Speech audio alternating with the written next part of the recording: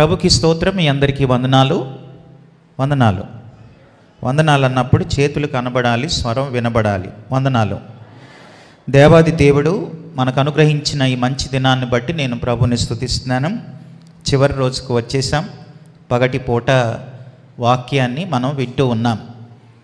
నన్ను ప్రేమతో ఆహ్వానించిన ఎంబీ యెరూషలేము సంఘం పొటెన్షియల్ యూత్ వారందరికీ కూడా, యూత్ పిల్లలందరికీ నా హృదయపూర్వక వందనాలు తెలియజేస్తున్నాను. అలాగే స్థానిక సంఘ కాపరి పాస్టర్ గారికి, పాస్టమ్మ గారికి, అలాగే చేరి వచ్చిన ప్రతి ఒక్కరికి, సంఘ పెద్దలకు అందరికీ నా హృదయపూర్వక వందనాలు తెలియజేస్తున్నాను.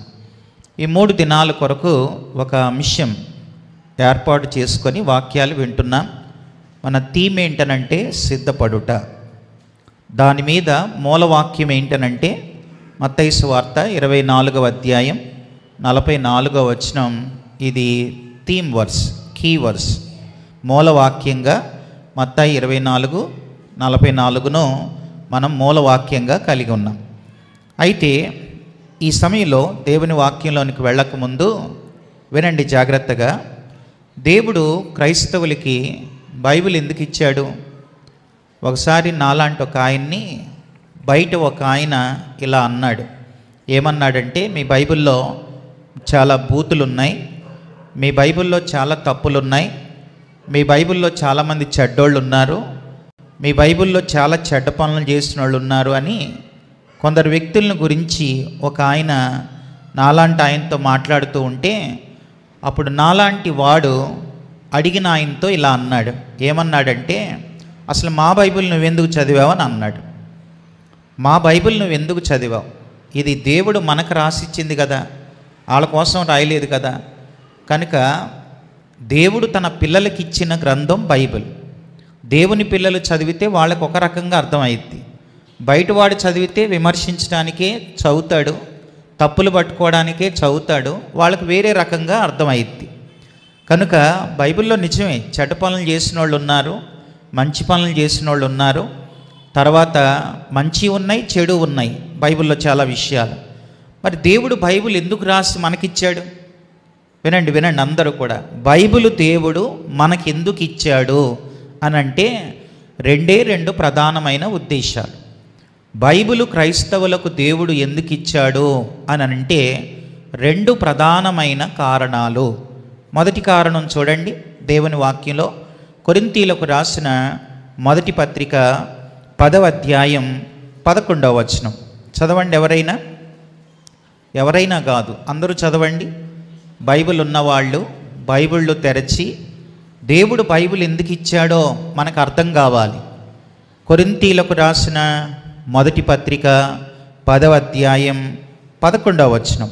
ఈ సంగతులు దృష్టాంతములుగా వారికి సంభవించి యుగాంతమందున్న మనకు బుద్ధి కలుగుటకై వ్రాయబడెను. కనుక ఎందుకు రాయబడ్డాయి అని అంటే బుద్ధి రావడానికి. బైబిల్ దేవుడు మనకి ఎందుకు ఇచ్చాడంటే మొదటి కారణం బుద్ధి రావాలని. బుద్ధి కలుగుటకై వ్రాయబడెను. ఇప్పుడు బైబిల్లో లోతు భార్య పిల్లలు తప్పు చేశారు, దావీదు తప్పు చేశాడు, సొలొమోను తప్పు చేశాడు. వాళ్ళ తప్పులన్నీ దేవుడు ఎందుకు రాసి పెట్టాడు అని అంటే మనం ఎక్కడైనా అలా చేయకుండా ఉండాలి, మనకు బుద్ధి రావాలని దేవుడు బైబిల్ రాసిచ్చాడు.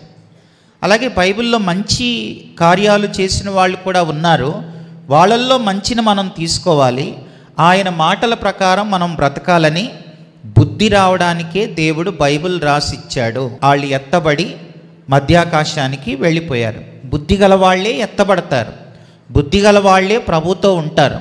బుద్ధి లేని వాళ్ళు ఎన్ని వాక్యాలు విన్నా బుద్ధి రాకపోతే కనుక వాళ్ళు విడవబడతారు. బుద్ధి లేని వాళ్ళు విడవబడతారు.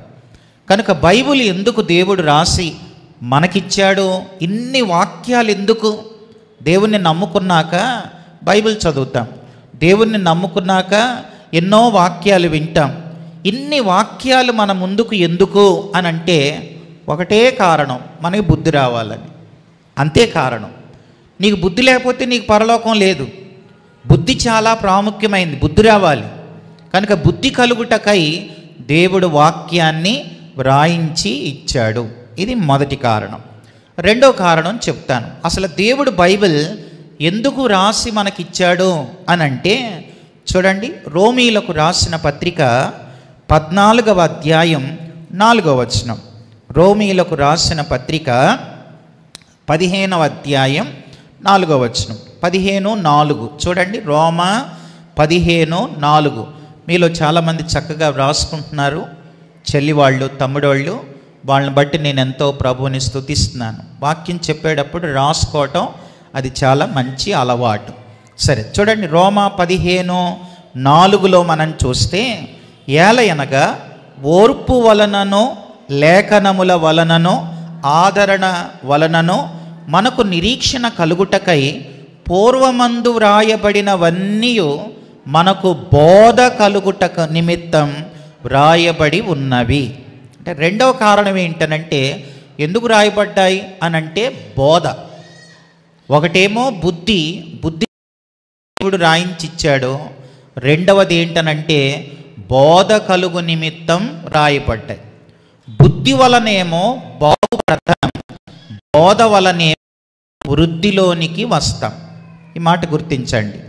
బుద్ధి వల్ల బాగుపడతాం, బోధ వలనేమో మనం వృద్ధిలోనికి వస్తాం, అభివృద్ధి చెందుతాం. కనుక దేవుడు బైబిల్ ఎందుకు ఇచ్చాడు అనంటే రెండు కారణాలు. ఒకటి బుద్ధి, రెండోది బోధ. నీకు బుద్ధి అయినా రావాలి, లేకపోతే బోధ. నీకు బుద్ధి బాగుందనుకో, నీ బుద్ధి మంచిదే, నువ్వు అన్ని విషయాల్లో మంచిగా ఉంటున్నావు, బాగున్నావు అనుకో, ఒక బోధన పొందటానికి, ఒక విషయం తెలుసుకోవడానికి బోధ కొరకు దేవుడు బైబిల్ రాయించి ఉంచాడు. అయితే బుద్ధి లేకపోతే మనం పరలోకం లేదు. బుద్ధిగల కన్యకలు, బుద్ధి లేని కన్యకలు. బుద్ధిగల వాళ్ళే ఎత్తబడ్డారు, బుద్ధి లేని వాళ్ళు విడవబడ్డారు. కనుక ఎత్తబడిన వాళ్ళకి ఏముంది అనంటే ఒకటే ఉంది, వాళ్ళకి లేనిది వీళ్ళకు ఉన్నది ఏంటనంటే బుద్ధే, అంతే. కనుక మనకు బుద్ధి ఉండాలి. సరే, ఎత్తబడిన వారికి ఉన్న బుద్ధి ఏ బుద్ధి? మనకి ఏ బుద్ధి ఉండాలి? బైబిల్లో 7 రకాల బుద్ధులు ఉన్నాయి. బైబిల్లో మొత్తం 7 రకాల బుద్ధులు ఉన్నాయన్నమాట. అవన్నీ త్వరగా చెప్తాను చూడండి. మొదటి బుద్ధి, రాసుకునే వాళ్ళు రాసుకోండి. 7 బుద్ధులు ఉన్నాయి బైబిల్లో. మొదటి బుద్ధి ఏంటనంటే యెషయా గ్రంథం 50వ అధ్యాయం 5వ వచనం. యెషయా గ్రంథం 50వ అధ్యాయం 5వ వచనాన్ని మనం చూస్తే అక్కడ మొదటి బుద్ధి మనం చూస్తాం. యెషయా గ్రంథం 50వ అధ్యాయం 5వ వచనం చదవండి ఎవరైనా. ప్రభువకు యెహోవా నా చెవికి ఏ బుద్ధి? వినుబుద్ధి. మొదటి బుద్ధి ఏంటనంటే వినే బుద్ధి ఉండాలి. ఫస్ట్ బుద్ధి వినే బుద్ధి. ఎలా వినాలి అనంటే యోగ్యమైన మంచి మనసుతో వినాలి. వాక్యం కూడా ఎప్పుడైనా బాగా వినాలి, సరిగా వినాలి. ఎందుకనంటే వినటాన్ని గురించి బైబిల్లో చాలా వచనాలు ఉన్నాయి. చెవి గలవాడు వినుగాక అని అన్నాడు. అంటే చెవులు లేనోళ్ళు ఉంటారా? అంటే చెవులు లేనోళ్ళు ఉండరు. చెవి గలవాడు వినుగాక అంటే ఈ చెవులు ఎక్కడో పెట్టి మనం ఇక్కడే ఉండి మనం సరిగా వినకపోతే బుద్ధి లేదు, బుద్ధి రాదు. మొదటి బుద్ధి వినుబుద్ధి. సరిగా వినాలి, వాక్యాన్ని సరిగా వినాలి. ఒక ఆయన ఏమన్నాడో తెలుసా? ఆ మాట నేను విన్నప్పుడు తిట్టినట్లుంది ఆ మాట. ఆయన ఏమన్నాడంటే, ఆదివారం వినేవాళ్ళు భక్తులు, అనుదినము వినేవాళ్ళు శిష్యులు, ఆదివారం కూడా వినని వాళ్ళు భ్రష్టులు అని అన్నాడు. తిట్టినట్లు అనిపించింది నాకు ఆ మాట. మళ్ళీ చెప్తాను. కొంతమంది సోమవారం నుంచి శనివారం దాకా దేవుని మాటలు వినరు, దేవుని స్వరం వినరు. కేవలం ఆదివారమే వస్తారు, ఏదో కాసేపు వింటారు, ఆ తర్వాత వెళ్ళి తింటారు, అంతే తప్ప దేవుని వాక్యం విషయంలో సరిగా వినే అనుభవం వాళ్ళకు ఉండదు. అందుకే ఆయన ఏమన్నాడంటే, ఆదివారం మాత్రమే వినేవాళ్ళు భక్తులు. కొన్నిసార్లు గుళ్ళకి అక్కడికి వెళ్తారే భక్తులు, ఆదివారం వినేవాళ్ళు భక్తులు. ఇక సోమవారం నుంచి శనివారం దాకా ఏం ఉండదు వాళ్ళకి. కనుక అనుదినము వినేవాళ్ళు శిష్యులు. కేవలం అది కూడా వినకుండా ఆదివారం మందిరం మానేసి దేవుని సన్నిధిని విడిచిపెట్టి వాళ్ళ ఇష్టానుసారంగా ఉండేవాళ్ళు వాళ్ళు భ్రష్టులు అని అన్నాడు ఆయన. కనుక మొదటి బుద్ధి ఏ బుద్ధి ఉండాలంటే వాక్యాన్ని సరిగా వినే బుద్ధి ఉండాలి. కొంతమంది ఎలా ఉంటారో తెలుసా, వాక్యాన్ని వినరు. వాక్యం మొదలైన కానుంచి పక్క వాళ్ళతో మాట్లాడుతూనే ఉంటారు. వాళ్ళకి వినే బుద్ధి ఉండదు. కనుక బుద్ధి లేకపోతే పరలోకమే లేదు. బుద్ధి లేకపోతే ఎత్తబడలేం. కనుక బుద్ధి చాలా ప్రాముఖ్యం. మొదటి బుద్ధి వినుబుద్ధి, అది చాలా ప్రాముఖ్యమైంది. తర్వాత రెండో బుద్ధి చెప్తాను, వినండి. రెండో బుద్ధి ఏంటనంటే సమూయేలు మొదటి గ్రంథం 18వ అధ్యాయం 5వ వచనం. సమూయేలు మొదటి గ్రంథం 18వ అధ్యాయం 5వ వచనంలో మనం చూస్తే, తమ్ముడు కొంచెం హమ్మింగ్ వస్తుంది, కొంచెం తగ్గించండి. హమ్మింగ్ ఇలాగే ఉంచండి కానీ హమ్మింగ్ తగ్గించంతే. సమూయేలు మొదటి గ్రంథం 18వ అధ్యాయం, చాలు, ఓకే, వెరీ గుడ్. సమూయేలు మొదటి గ్రంథం 18వ అధ్యాయం 5వ వచనాన్ని చూడండి. అక్కడ ఏముంది? దావీదు సౌలు తనను పంపిన చోట్లకెళ్ళను పోయి సుబుద్ధి. రెండో బుద్ధి ఏంటనంటే సుబుద్ధి. మొదటి బుద్ధి వినుబుద్ధి, రెండవ బుద్ధి సుబుద్ధి. మనకు ఆ సుబుద్ధి ఉండాలి. ఈ బుద్ధి లేకపోతే ఎత్తబడం. కనుక సుబుద్ధి, అంటే మంచి బుద్ధి ఉండాలి. మంచి బుద్ధి లేదనుకో బుద్ధి లేని వాళ్ళ లెక్కలోకి వెళ్ళిపోతారు. కనుక మంచి బుద్ధి ఉండాలి, నీ బుద్ధి బాగుండాలి. కనుక రెండవది సుబుద్ధి. మూడవ బుద్ధి చూపిస్తాను రండి. మూడవ బుద్ధి ఏంటనంటే హెబ్రీలకు రాసిన పత్రిక 11వ అధ్యాయం 27వ వచనం చూడండి. హెబ్రీలకు రాసిన పత్రిక 11వ అధ్యాయం 27వ వచనంలో మనం చూస్తే, విశ్వాసమును బట్టి అతడు అదృశ్యుడైన వానిని చూచుచున్నట్లు. ఏ బుద్ధి? స్థిర బుద్ధి, స్థిరంగా ఉండే బుద్ధి. కొంతమంది స్థిరంగా ఉండరు. గాలిపటం గాలిలో ఎలా స్థిరంగా ఉండదో, కొంతమంది వాళ్ళ బుద్ధి ఎప్పుడు స్థిరంగా ఉండదు. వాళ్ళు ఎప్పుడు అస్థిరంగానే ఉంటారు. కొంతమంది ఎలా ఉంటారో తెలుసా, వాళ్ళ బుద్ధి నీళ్ల మీద రాతల్లా ఉంటుంది. నీటి మీద ఒక అక్షరం రాసాం ఆ అని, రెండో ఆ రాసే సమయానికి ఈ మొదటి అక్షరం నీళ్ల మీద ఉంటుందా? ఉండదు. కొంతమంది స్థిరంగా ఉండరు. కొంతమంది బుద్ధి స్థిరంగా ఉండదు, ఎప్పుడూ అస్థిరమే. విన్నప్పుడు ఒకలా ఉంటారు, బయటికి వెళ్తే ఒకలా ఉంటారు. విన్నప్పుడేమో చెడ్డై చూడొద్దని తీర్మానం చేస్తారు, మళ్ళీ బయటికి వెళ్ళడంతోటి ఇవన్నీ మర్చిపోతారు. కొంతమంది బుద్ధి స్థిరంగా ఉండదు. స్థిరమైన బుద్ధి లేకపోతే మనకి పరలోకం లేదు, మనం ఎత్తబడం. కాబట్టి స్థిర బుద్ధి ఉండాలి, నీ బుద్ధి స్థిరంగా ఉండాలి. కొంతమంది ఎప్పుడు కూడా అచంచలంగా ఉంటారు.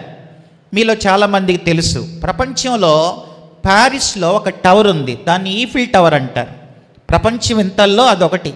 మరి దాని మీదకి బలమైన గాలి, వాన, వరదలు ఇవన్నీ వీస్తూ ఉన్నా అది ఎందుకు పట్టలేదో తెలుసా?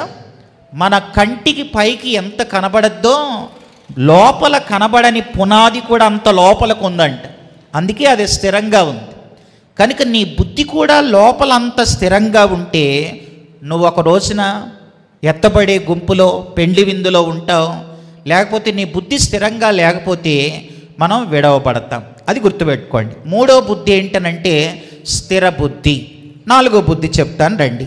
నాలుగవది రోమీలకు రాసిన పత్రిక 12వ అధ్యాయం 3వ వచనం. రోమా పత్రిక 12వ అధ్యాయం 3వ వచనాన్ని మనం చూస్తే అక్కడ మరొక బుద్ధి మనం చూస్తాం. చూడండి ఆ మాట, తన్ను తాను ఎంచుకొనదగిన దానికంటే ఎక్కువగా ఎంచుకొనక దేవుడు ఒక్కొక్కనికి విభజించి ఇచ్చిన విశ్వాస పరిమాణము చొప్పున తాను, ఏ బుద్ధి ఇది? స్వస్థ బుద్ధి.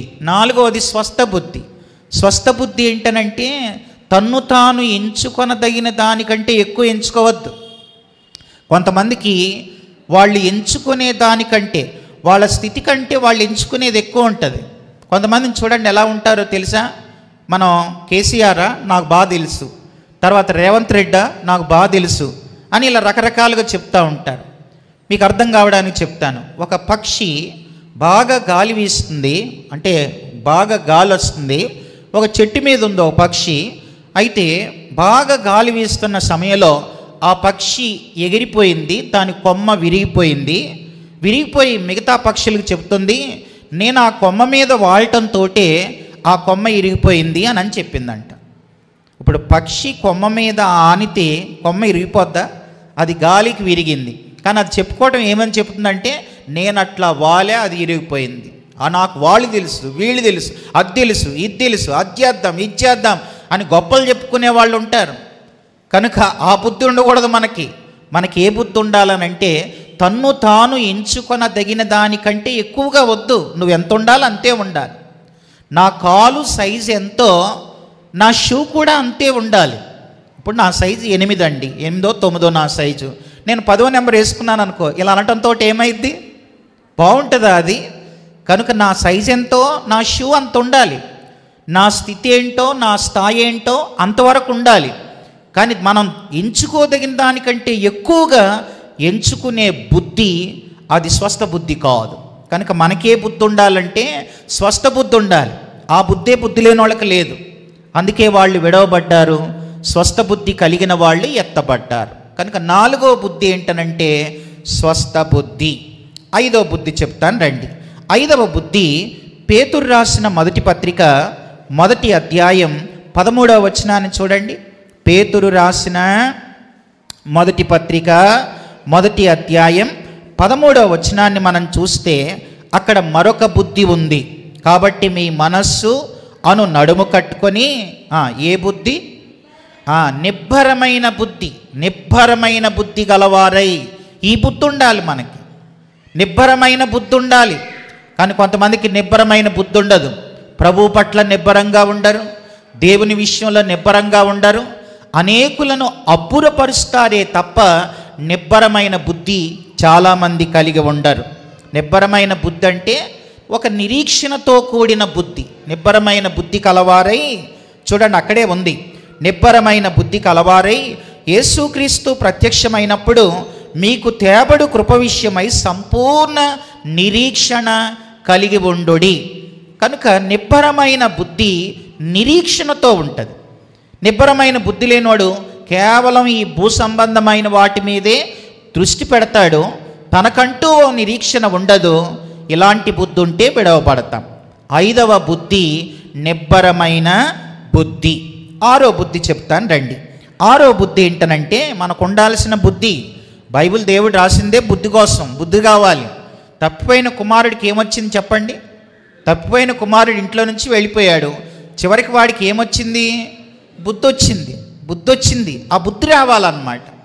బుద్ధి లేకపోతే కష్టం. ఆ తండ్రి కూడా నిజంగా ఎంత మంచి తండ్రో. నేను ఒకసారి ఆ తండ్రి గురించి ఆలోచిస్తున్నప్పుడు ఆ తండ్రి ఎంత మంచి తండ్రో అని నాకు అనిపించింది. ఆస్తిని అడిగితే ఆస్తి ఇచ్చేశాడు, అన్నీ ఇచ్చేశాడు, వెళ్ళిపోయాడు. సరే వెళ్ళిపోయాడు, అంతా పాడు చేసుకున్నాడు, వెళ్ళిపోయిన వాడిని పెద్ద కొడుకున్నాడు ఇంట్లో. ఎరా వెళ్ళి తమ్ముడు ఎక్కడున్నాడో వెతుక్కొని రా అన్నాడా? అనలా. ఈయనెళ్ళి వెతుక్కొని తీసుకొచ్చాడా? తీసుకురాలే. ఇంట్లో పనివాళ్ళు చాలామంది ఉన్నారు, పనివాళ్ళని పంపించి తర్వాత మా కొడుకుని తీసుకురండి అన్నాడా? తీసుకురాలే.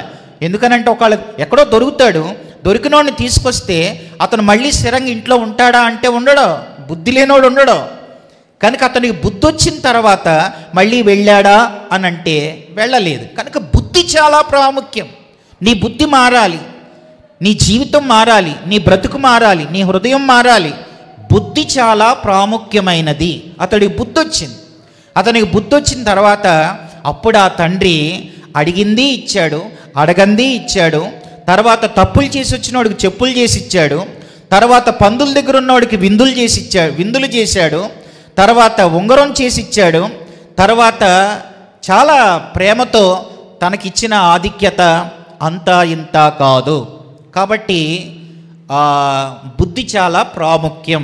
కనుక 6వ బుద్ధి ఏంటనంటే చూడండి, 6వ బుద్ధి దానియేలు గ్రంథం 5వ అధ్యాయం 12వ వచనం చూడండి. దానియేలు గ్రంథం 5వ అధ్యాయం 12వ వచనంలో మనం చూస్తే అక్కడ ఇలా ఉంది. దానియేలు 5:12లో మనం చూస్తే ఈ దానియేలు ఏ బుద్ధమ్మ? శ్రేష్టమైన బుద్ధి. ఆరవది శ్రేష్టమైన బుద్ధి. బుద్ధి గలవాళ్ళు ఎత్తబడ్డారని అంటాం. బుద్ధి గలవాళ్ళు ఎత్తబడ్డారంటే ఏ బుద్ధి అది అని అంటే శ్రేష్టమైన బుద్ధి. ఆ బుద్ధి ఉండాలి మనకి. శ్రేష్టమైన బుద్ధి ఉండాలి. పనికి మాలిన బుద్ధి ఉండకూడదు. తర్వాత ఉపయోగం లేని బుద్ధి ఉండకూడదు. నిరుపయోగమైన బుద్ధి ఉండకూడదు. వ్యర్థమైన వాటిని అనుసరించే బుద్ధి ఉండకూడదు. ఆరవదిగా శ్రేష్టమైన బుద్ధి. ఇది ఆరో బుద్ధి.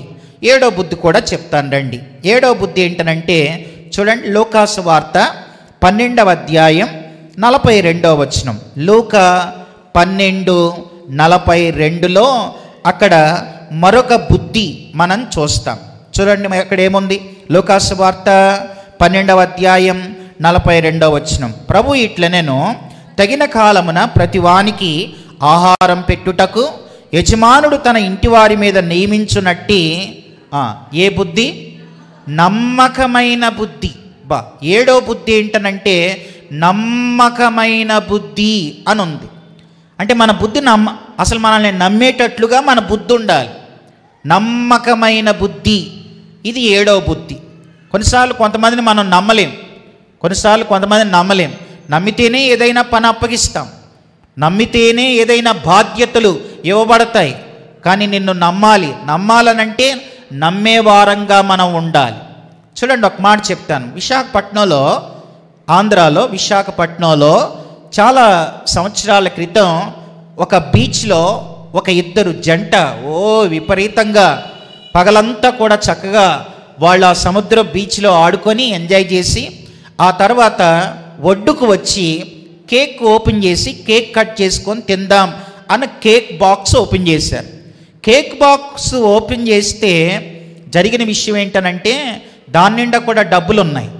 అసలు వీళ్ళు ఆర్డర్ ఇచ్చింది కేకే, తీసుకొచ్చింది కేకే అనుకున్నారు. కానీ ఓపెన్ చేసే సమయానికి దాని నిండా డబ్బులు ఉన్నాయి. కేక్ బాక్స్ నిండా డబ్బులు ఉన్నాయి. కేక్ లేదు, డబ్బులు ఉన్నాయి. అప్పుడు వీళ్ళు ఆలోచించారు.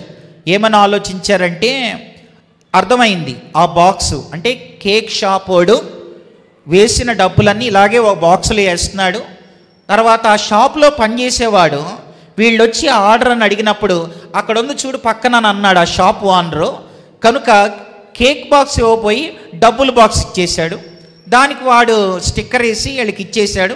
వీళ్ళేం బాగా ఎంజాయ్ చేసి ఆడుకొని తర్వాత ఇక సంతోషించి ఒడ్డుకొచ్చి కేక్ కట్ చేసుకుందాం అని అనుకున్న బట్టికే డబ్బులు కనపడ్డబట్టికే అప్పుడు ఆమంది, నిజంగా దేవుడే మనకి డబ్బులు ఇచ్చాడు కాబట్టి దీంతో మనం ఒక కారు కొనుక్కుందాం. తర్వాత పెద్ద కారు కొనుక్కునే డబ్బులు ఉన్నాయి, దాదాపు 10 లక్షలు ఉన్నాయి అందులో.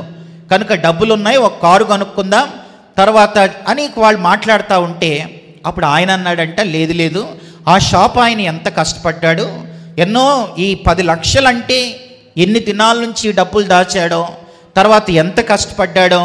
ఈ సీజన్లో 10 లక్షలు అంటే చాలా దాని మీద పెట్టుబడి పెట్టుంటాడు కదా, వద్దు ఇచ్చేద్దామనంటే అప్పుడు ఆమె కూడా నిజంగా మీది ఎంత మంచి మనసు అండి, మీది ఎంత మంచి బుద్ధి అండి అని ఆమె ఆయన్ని మెచ్చుకొని తర్వాత ఇద్దరు కలిసి ఆ షాప్ కాడికి వచ్చారు.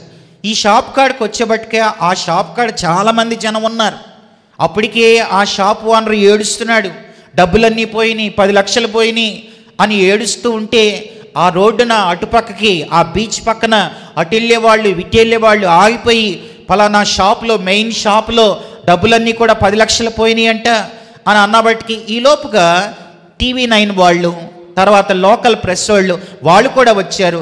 ఎలా పోయినాయి మీ డబ్బులని అడుగుతుంటే ఈలోపు ఈ జంట బైక్ మీద వచ్చి వాళ్ళు బైక్ ఆపి ఈ బాక్స్ పట్టుకొని లోపలికి అలా వస్తూ ఉంటేనే ఆ షాప్ ఓనర్ చూసి పడిపోయిన ప్రాణం ఒక్కసారిగా తిరిగి లేచి వెంటనే ఆ బాక్స్ అందుకొని ఒక్కసారి ఓపెన్ చేసి చూస్తే డబ్బులున్నాయి.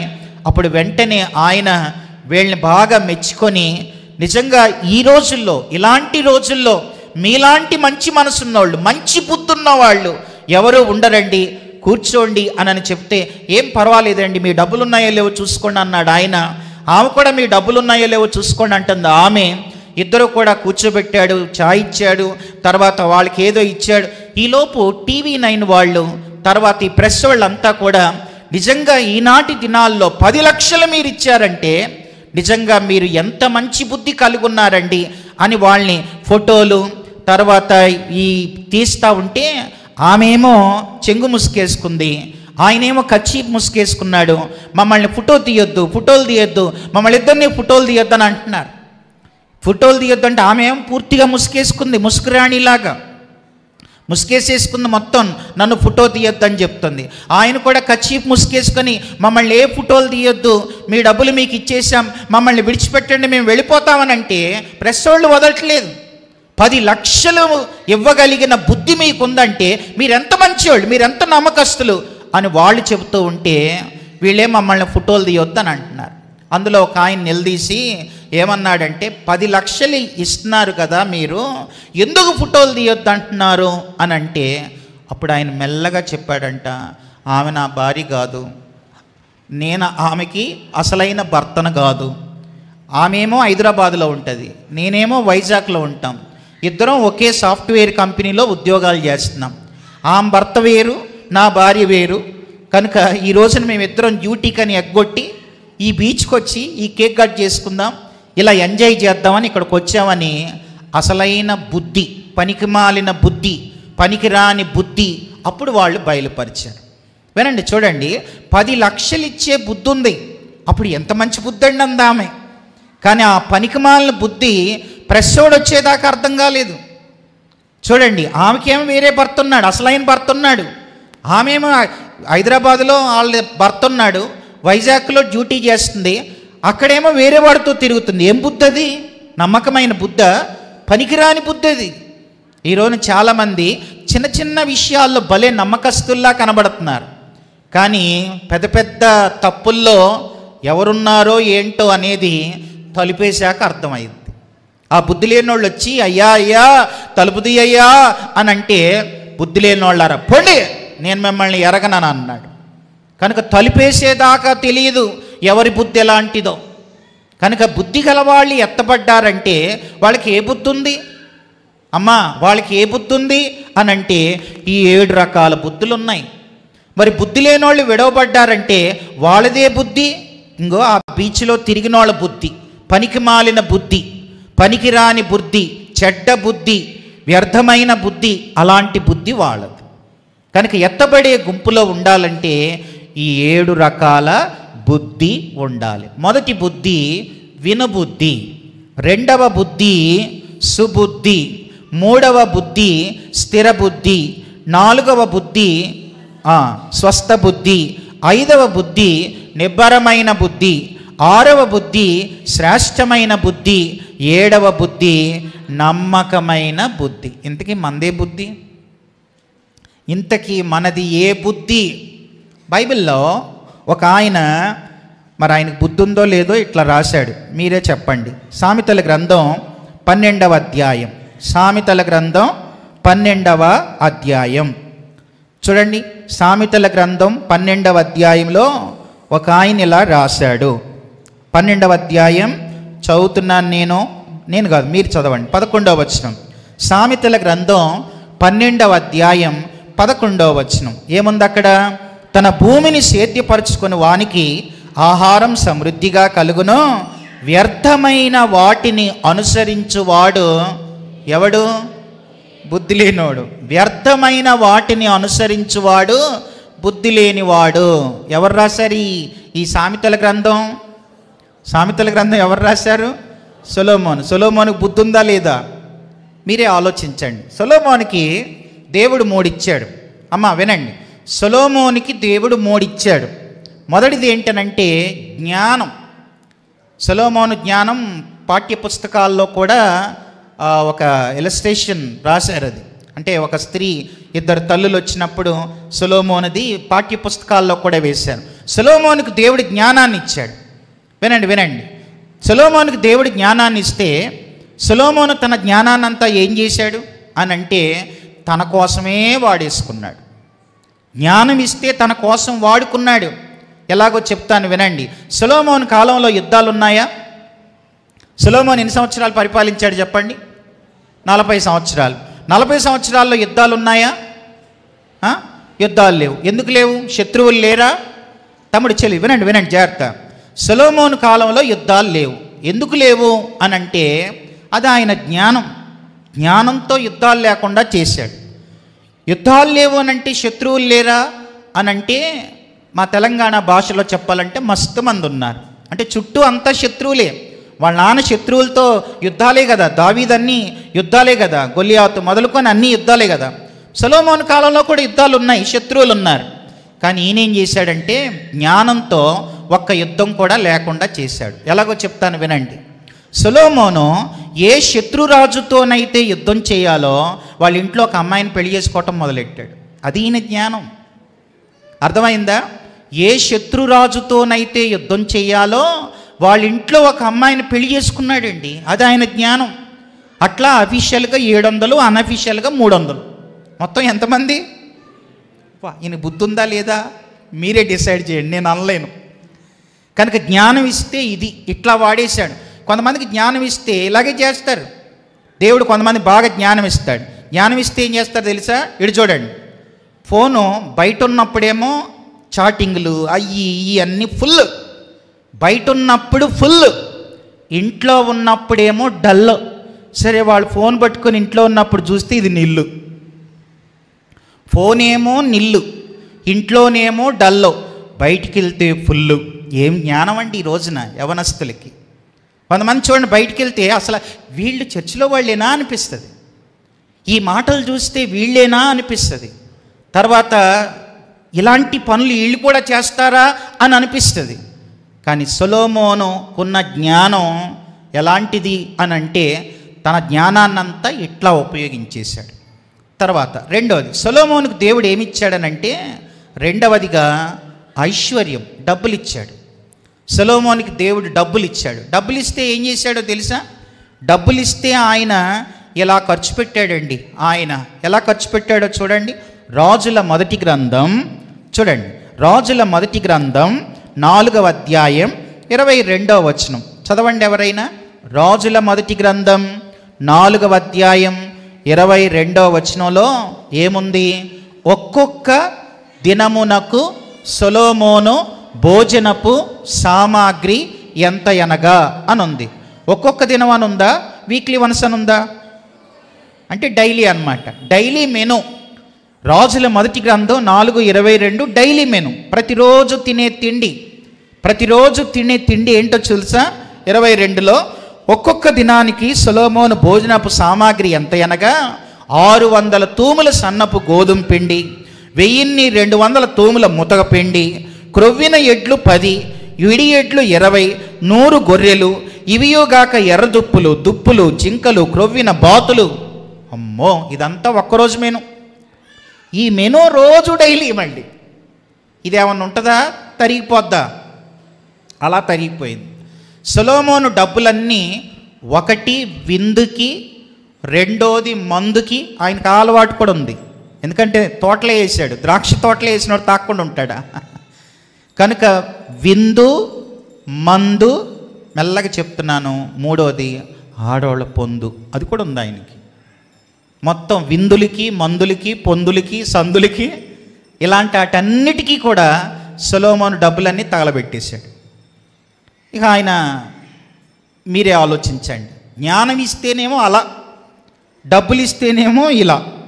మూడోది దేవుడు సొలొమోనుకి ఏమిచ్చాడనంటే ఆయుష్నిచ్చాడు. తమ్ముడు, నీకు నాకు కూడా దేవుడు ఆయుష్నిచ్చాడు. కరోనా కాలంలో మనం పోయి ఉంటే ఈ పాటికి మర్చిపోయేవాళ్ళు కూడా. దేవుడు ప్రతిరోజు మనకి మన జీవితంలో మధ్యరాత్రి 12 గంటలకి మన జీవిత ఆయుష్కాలంలో ఒక 24 గంటలు అట్లా మన అకౌంట్లో ఎందుకు వేస్తాడో తెలుసా? ఒకటి బుద్ధి రావాలని, లేదా నీకు బుద్ధి ఉంటే బుద్ధి లేని వాళ్ళకి కనీసం నువ్వేమైనా వాళ్ళని బుద్ధిలోనికి నడిపిస్తావని, వృద్ధిలోనికి తెస్తావని దేవుడు మన ఆయుష్కాలాన్ని పొడిగిస్తున్నాడు. దాన్ని ఎలా చెప్తాను. మనం ఇంకా దేవునికి దగ్గర అవ్వాలి. మొదటి కారణం, దూరమైన వాళ్ళని దేవునికి నువ్వు దగ్గర చేస్తావని నిన్ను నమ్మి మన ఆయుష్కాలాన్ని పొడిగిస్తున్నాడు. అయితే 40 సంవత్సరాల సొలొమోను ఆయుష్కాలంలో దేవుడి కోసం చేసింది ఏదైనా ఉందా? సొలొమోను దేవుడి కోసం చేసింది ఏదైనా నాకైతే ఏం కనబడలేదు. ఒకవేళ మీలో ఎవరైనా బాగా బైబిల్ చదివిన వాళ్ళు మందిరం కట్టాడు కదా అని అంటే, ఆయన ఏమైనా కట్టాడా? దానికి కావలసినవి అన్నీ వాళ్ళ బాబు సమకూర్చాడు, అంటే దావీదు సమకూర్చాడు. కనుక సమకూర్చిన వాటిని ఆయన కట్టించాడే తప్ప ఆయన ఏమైనా కట్టాడు? ఒక ఇటుక మోసాడా? తర్వాత ఏదన్నా పని చేశాడా? అన్నీ వాళ్ళు ఆన్ చేసి అన్నీ చేశాడు. కనుక జ్ఞానం ఇచ్చాడు, ఐశ్వర్యం ఇచ్చాడు, ఆయుష్యనిచ్చాడు, అన్నీ తన కోసమే వాడేసుకొని ఆయన 3 పుస్తకాలు రాశాడండి. సొలొమోను 3 పుస్తకాలు రాశాడు. మొదటి పుస్తకం ఏంటనంటే పరమగీతం. ఆయన రాసిన ఫస్ట్ పుస్తకం పరమగీతం. రెండో పుస్తకం ఏంటనంటే సామెతలు. మూడో పుస్తకం ఏంటనంటే ప్రసంగి అనే ఒక పుస్తకాన్ని రాశాడు. ఆ ప్రసంగి పుస్తకాన్ని చదువుతూ ఉంటే ఒకసారి చూడండి, ప్రసంగి గ్రంథం మొదటి అధ్యాయం 2వ వచనం చదవండి ఎవరైనా. ప్రసంగి గ్రంథం మొదటి అధ్యాయం 2వ వచనంలో ఏముందంటే, వ్యర్థమని ప్రసంగి చెప్పుచున్నాడు, వ్యర్థము సమస్తము వ్యర్థమే. అలా ఎన్ని అధ్యాయాలు రాశాడు? 12 అధ్యాయాలు రాశాడు. తమ్ముడు చెల్లి వినండి, 12 అధ్యాయాలు ఏం రాశాడంటే వ్యర్థము అని రాశాడు. నేను 66 గ్రంథాల పుస్తకాన్ని రాసినప్పుడు ఈ ప్రసంగి గ్రంథానికి ఒక టైటిల్ ఇచ్చాను. నేను ఇచ్చిన టైటిల్ ఏంటంటే, సొలొమోను తన అజ్ఞానాన్నంతా అర్థవంతంగా వ్యర్థమని రాసిన గ్రంథం. తన అజ్ఞానాన్నంతా అర్థవంతంగా 12 అధ్యాయాలు రాశాడు. ఒక జ్ఞాని తన అజ్ఞానాన్ని అర్థవంతంగా రాసిన గ్రంథం అని రాశాను నేను. అలా మొదలెట్టాను ఆ పుస్తకానికి. తన అజ్ఞానాన్నంతా అర్థవంతంగా 12 అధ్యాయాలు రాశాడండి. వ్యర్థం అన్నాడు. తమ్ముడు చెల్లి వినండి, ఇది వ్యర్థం అన్నాడంటే ఏంటి అర్థం? అంటే ఏదో ఇది వ్యర్థం అన్నాడంటే వాస్తవమైంది ఏదో ఉంది. ఇప్పుడు ఇది వ్యర్థం అన్నాడంటే వాస్తవమైంది ఏదో ఉంది. వాస్తవమైన దానికోసం తను బ్రతకల, వాస్తవం కాని దాని మీద బుద్ధి పెట్టాడు, దాని మీద దృష్టి పెట్టాడు, తన జీవితాన్ని నాశనం చేసుకున్నాడు. ముసలోడై కూర్చొని వ్యర్థం అని 12 అధ్యాయాలు రాశాడు. మనకు అర్థం కావడానికి అన్నీ వ్యర్థమనే రాశాడు. మీరు 12 అధ్యాయాలు చదవండి, అంతా వ్యర్థమనే కనపడద్దు. ఆయన తన బుద్ధిహీనతలో నుంచి అర్థవంతంగా 12 అధ్యాయాలు వ్యర్థం అని రాశాడు. కానీ కొత్త నిబంధనలో ఒక ఈయన పాత నిబంధన జ్ఞాని, కొత్త నిబంధనలో ఇంకో జ్ఞానం ఉన్నాడు. ఆయన ఏమన్నాడో చూడండి. కొరింథీయులకు రాసిన మొదటి పత్రిక 15వ అధ్యాయం 58వ వచనం. కొరింథీయులకు రాసిన మొదటి పత్రిక 15వ అధ్యాయం 58వ వచనంలో మనం చూస్తే, కాగా నా ప్రియ సహోదరులారా, మీ ప్రయాసం ప్రభువునందు వ్యర్థం కాదు అని ఆయన అన్నాడు. ఈయనేమో వ్యర్థం అని అన్నాడు, ఆయనేమో వ్యర్థం కాదు అని అన్నాడు. వ్యర్థం కాదన్న ఆయన ఎవరు? పౌలు. వెరీ గుడ్ చెల్లి. వ్యర్థం కాదన్న ఆయన పౌలు. వ్యర్థం అన్నది ఎవరు? సొలొమోన్.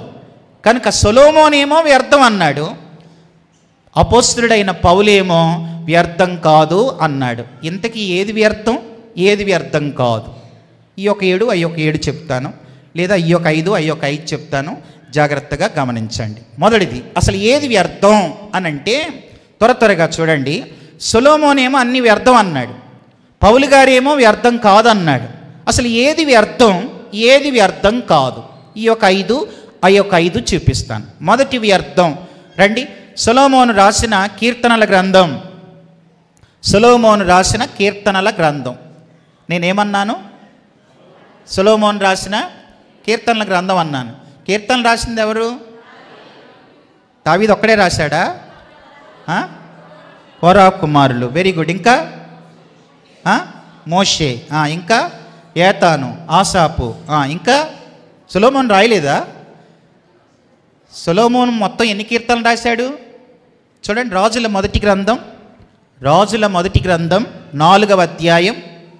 రాజుల మొదటి గ్రంథం 4వ అధ్యాయం చూడండి, చదవండి ఎవరైనా. 32వ వచనం. రాజుల మొదటి గ్రంథం 4వ అధ్యాయం 32వ వచనం. అతడంటే ఎవరు? సొలొమోను. అతడు 3000 సామెతలు చెప్పెను, 1005 కీర్తనలు రచించెను. ఎన్ని కీర్తనలు రాశాడు మొత్తం? 1005 కీర్తనలు సొలొమోన్ రాశాడు. 1005 కీర్తనలు రాశాడండి. ఆ 1005 కీర్తనల్లో ఇప్పుడు కీర్తనల గ్రంథంలో ఆయన కీర్తనలు కూడా ఉన్నాయి. ఇప్పుడు 127వ కీర్తన పైన ఎవరు రాశారు వాళ్ళ పేర్లు ఉంటాయి. కీర్తన రాసిన వాళ్ళ పేరు పైన ఉంటుంది. ఇప్పుడు కొరాహు కుమారులు రాశారనుకో, కొరాహు కుమారుల కీర్తన అని పైన ఉంటుంది. ఆసాపు రాశాడనుకో, ఆసాపు కీర్తన అని ఉంటుంది. మోషే రాశాడనుకో, 90వ కీర్తన పైన మోషే కీర్తన అని ఉంటుంది. మరి 127వ కీర్తన పైన ఎవరు రాశారని ఉంది చూడండి. యాత్రా కీర్తన ఎవరిది? సొలొమోన్. అంటే సొలొమోన్ కీర్తన అన్నమాట. 127, 128 ఆ 2 కీర్తనలు ఎవరి అని అంటే సొలొమోన్ రాసిన కీర్తనలు. సరే, అందుకే అన్నాను సొలొమోన్ రాసిన కీర్తనలు అని, అందుకే అన్నాను అన్నమాట. ఇప్పుడు రండి, 127వ కీర్తన 1, 2 చదవండి. యెహోవా ఇల్లు కట్టించని ఎడల వ్యర్థమే, యెహోవా పట్టణమును కాపాడని ఎడల దాని కావలి కాయి వారు మేలుకొని ఉండుట వ్యర్థమే. మీరు వేకువనే లేచి చాలా రాత్రి అయిన తండువార్త పండుకొనొచ్చు, కష్టార్జితమైన ఆహారం తినుచునుండుట వ్యర్థమే. అంటే ఇటు చూడండి, ఈయనకి ప్రసంగి గ్రంథం చాలా, కీర్తనలో కూడా వ్యర్థమే అని అంటున్నాడు.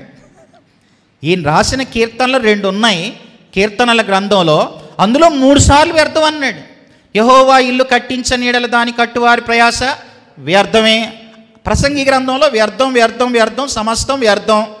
ఈ కీర్తనలో కూడా ఇల్లు కట్టించని ఎడల వ్యర్థమే, పట్టణాన్ని కాపాడని ఎడల వ్యర్థమే, మీరు వేకువనే లేచి చాలా రాత్రి అయిన తర్వాత పండుకొనొచ్చు, కష్టార్జితమైన ఆహారం తినుచునుండుట వ్యర్థమే. ఇప్పుడు 3 సార్లు రాశాడు అప్పుడే వ్యర్థం అని. సరే, ఈ వ్యర్థం వ్యర్థం వ్యర్థం అంటే ఏంటి అర్థం? ఈ 3 కలిపి ఒక మాట చెప్తాను. అదేంటనంటే, మొదటి మాట ఏది వ్యర్థం అంటే దేవుడు తోడు లేని ప్రయాస వ్యర్థం. రాసుకోండి, దేవుడు తోడు లేని ప్రయాస వ్యర్థం. దేవుడు తోడు లేకుండా నువ్వు ఇల్లు కట్టినా, దేవుడు తోడు లేకుండా నువ్వు వ్యాపారం చేసినా, దేవుడు తోడు లేకుండా నువ్వు కావలి కాసినా, దేవుడు తోడు లేకుండా నువ్వు ఏది చేసినా అదంతా వ్యర్థం. అది మొదటి వ్యర్థం. అర్థమైందా? దేవుడు తోడు లేని ప్రయాస వ్యర్థం. సరే, తమ్ముడు చెల్లి, అన్న అక్క, అమ్మ అయ్య వినండి. మరి దేవుడు అందరికీ తోడుగా ఉంటాడా? దేవుడు తోడు లేని ప్రయాస వ్యర్థం అన్నాను. మరి దేవుడు అందరికీ తోడుగా ఉంటాడా? దేవుడు నమ్మిన వాళ్ళందరికీ దేవుడు తోడుగా ఉంటాడా? చెప్పండి త్వరగా. దేవుడు అందరికీ తోడుగా ఉంటాడా? ఉంటాడో లేదో మీరే చదవండి. సంఖ్యాకాండం 14వ అధ్యాయం 43వ వచనం. సంఖ్యాకాండం 14వ అధ్యాయం 43వ వచనంలో ఏముందంటే, ఏలయనగా అమాలేకీలు కనానీయులు మీకంటే ముందుగా అక్కడికి చేరి ఉన్నారు, మీరు ఖడ్గం చేత కోలుదురు. తర్వాత మీరు యెహోవాను అనుసరించుట మానితిరి గనుక ఇక యెహోవా మీకు తోడై ఉండడు. ఇప్పుడు చెప్పండి, అందరికీ దేవుడు తోడు ఉంటాడా? అయ్యా అర్థమవుతుందా? అర్థమవుతుందో కనుక అర్థం చేసుకోండి. ఏది వ్యర్థం అని అంటే దేవుడు తోడు లేని ప్రయాస వ్యర్థం. మరి దేవుడు ఎవరికి తోడుగా ఉండడు అని అంటే, తనను ఎవరైతే అనుసరించడం మానేస్తారో, తనను అనుసరించడం మానేస్తారో, నువ్వు రెగ్యులర్గా చర్చికి రావు, ఆదివారం చర్చికి రావు, ఆదివారం ఎక్కడికో పెళ్ళికి వెళ్ళిపోతావు, ఆదివారం ఎక్కడో కార్యక్రమాలు పెట్టుకుంటావు, తర్వాత సినిమాలు మానవు, సీరియల్ మానవు, అబద్ధాలు మానవు, చెడ్డ పనులు మానవు. నీకు దేవుడు తోడుగా ఉంటాడా? అర్థమవుతుందా చెల్లి? అర్థమైందా? దేవుడు అందరికీ తోడుగా ఉంటాడా అంటే ఉండడు. ఎవరైతే ఆయన్ని సరిగా అనుసరించరో, అక్కడ అదే ఉంది, అనుసరించని వారికి దేవుడు తోడుగా ఉండడు. మరి అనుసరించడం అంటే ఏంటి? అనుసరించడం అంటే ఏంటి అంటే నీ భక్తి క్రమంగా ఉండాలి. నీ భక్తి క్రమంగా ఉండాలి. ప్రతిరోజు బైబిల్ చదవాలి, ప్రతిరోజు ప్రార్థన చేయాలి, పరిశుద్ధంగా బ్రతకాలి, తర్వాత నీ జీవితాన్ని ఎంతో జాగ్రత్తగా కాపాడుకోవాలి. అయితే ఒక రోజంతా సినిమాలు చూసుకుంటూ రాత్రి మీటింగ్కి వచ్చావనుకో, దేవుడు నీకు తోడుకుంటాడా? పగలంతానేమో కార్తీక దీపం సీరియళ్ళు, పగలేమో సీరియళ్ళు, తర్వాత సినిమాలు, క్రికెట్, ఇవన్నీ పగలంతా ఇది నడిచిద్ది. సాయంకాలం వచ్చి అక్కడ కూర్చుంటే నాలంటోడు ఇది ఏదో 10 పాయింట్లు సంభవాలు, ఆ సంభవాలు, ఈ సంభవాలు చెబుతుంది. నీకు అసలు ఆ సంభవాలు తప్ప ఏం సంభవాలు రా అని అనిపిస్తుంది. నీకేం అర్థం కాదు, నీకంత పాండమోనియం, గందరగోళంగా ఉంటుంది. నువ్వు సరిగా దేవుణ్ణి అనుసరించకపోతే, నువ్వు ప్రతిరోజు ప్రార్థన చేయకపోతే, నువ్వు ప్రతిరోజు నీ భక్తి జీవితం క్రమంగా లేకపోతే దేవుడు నీకు తోడుగా ఉండడు.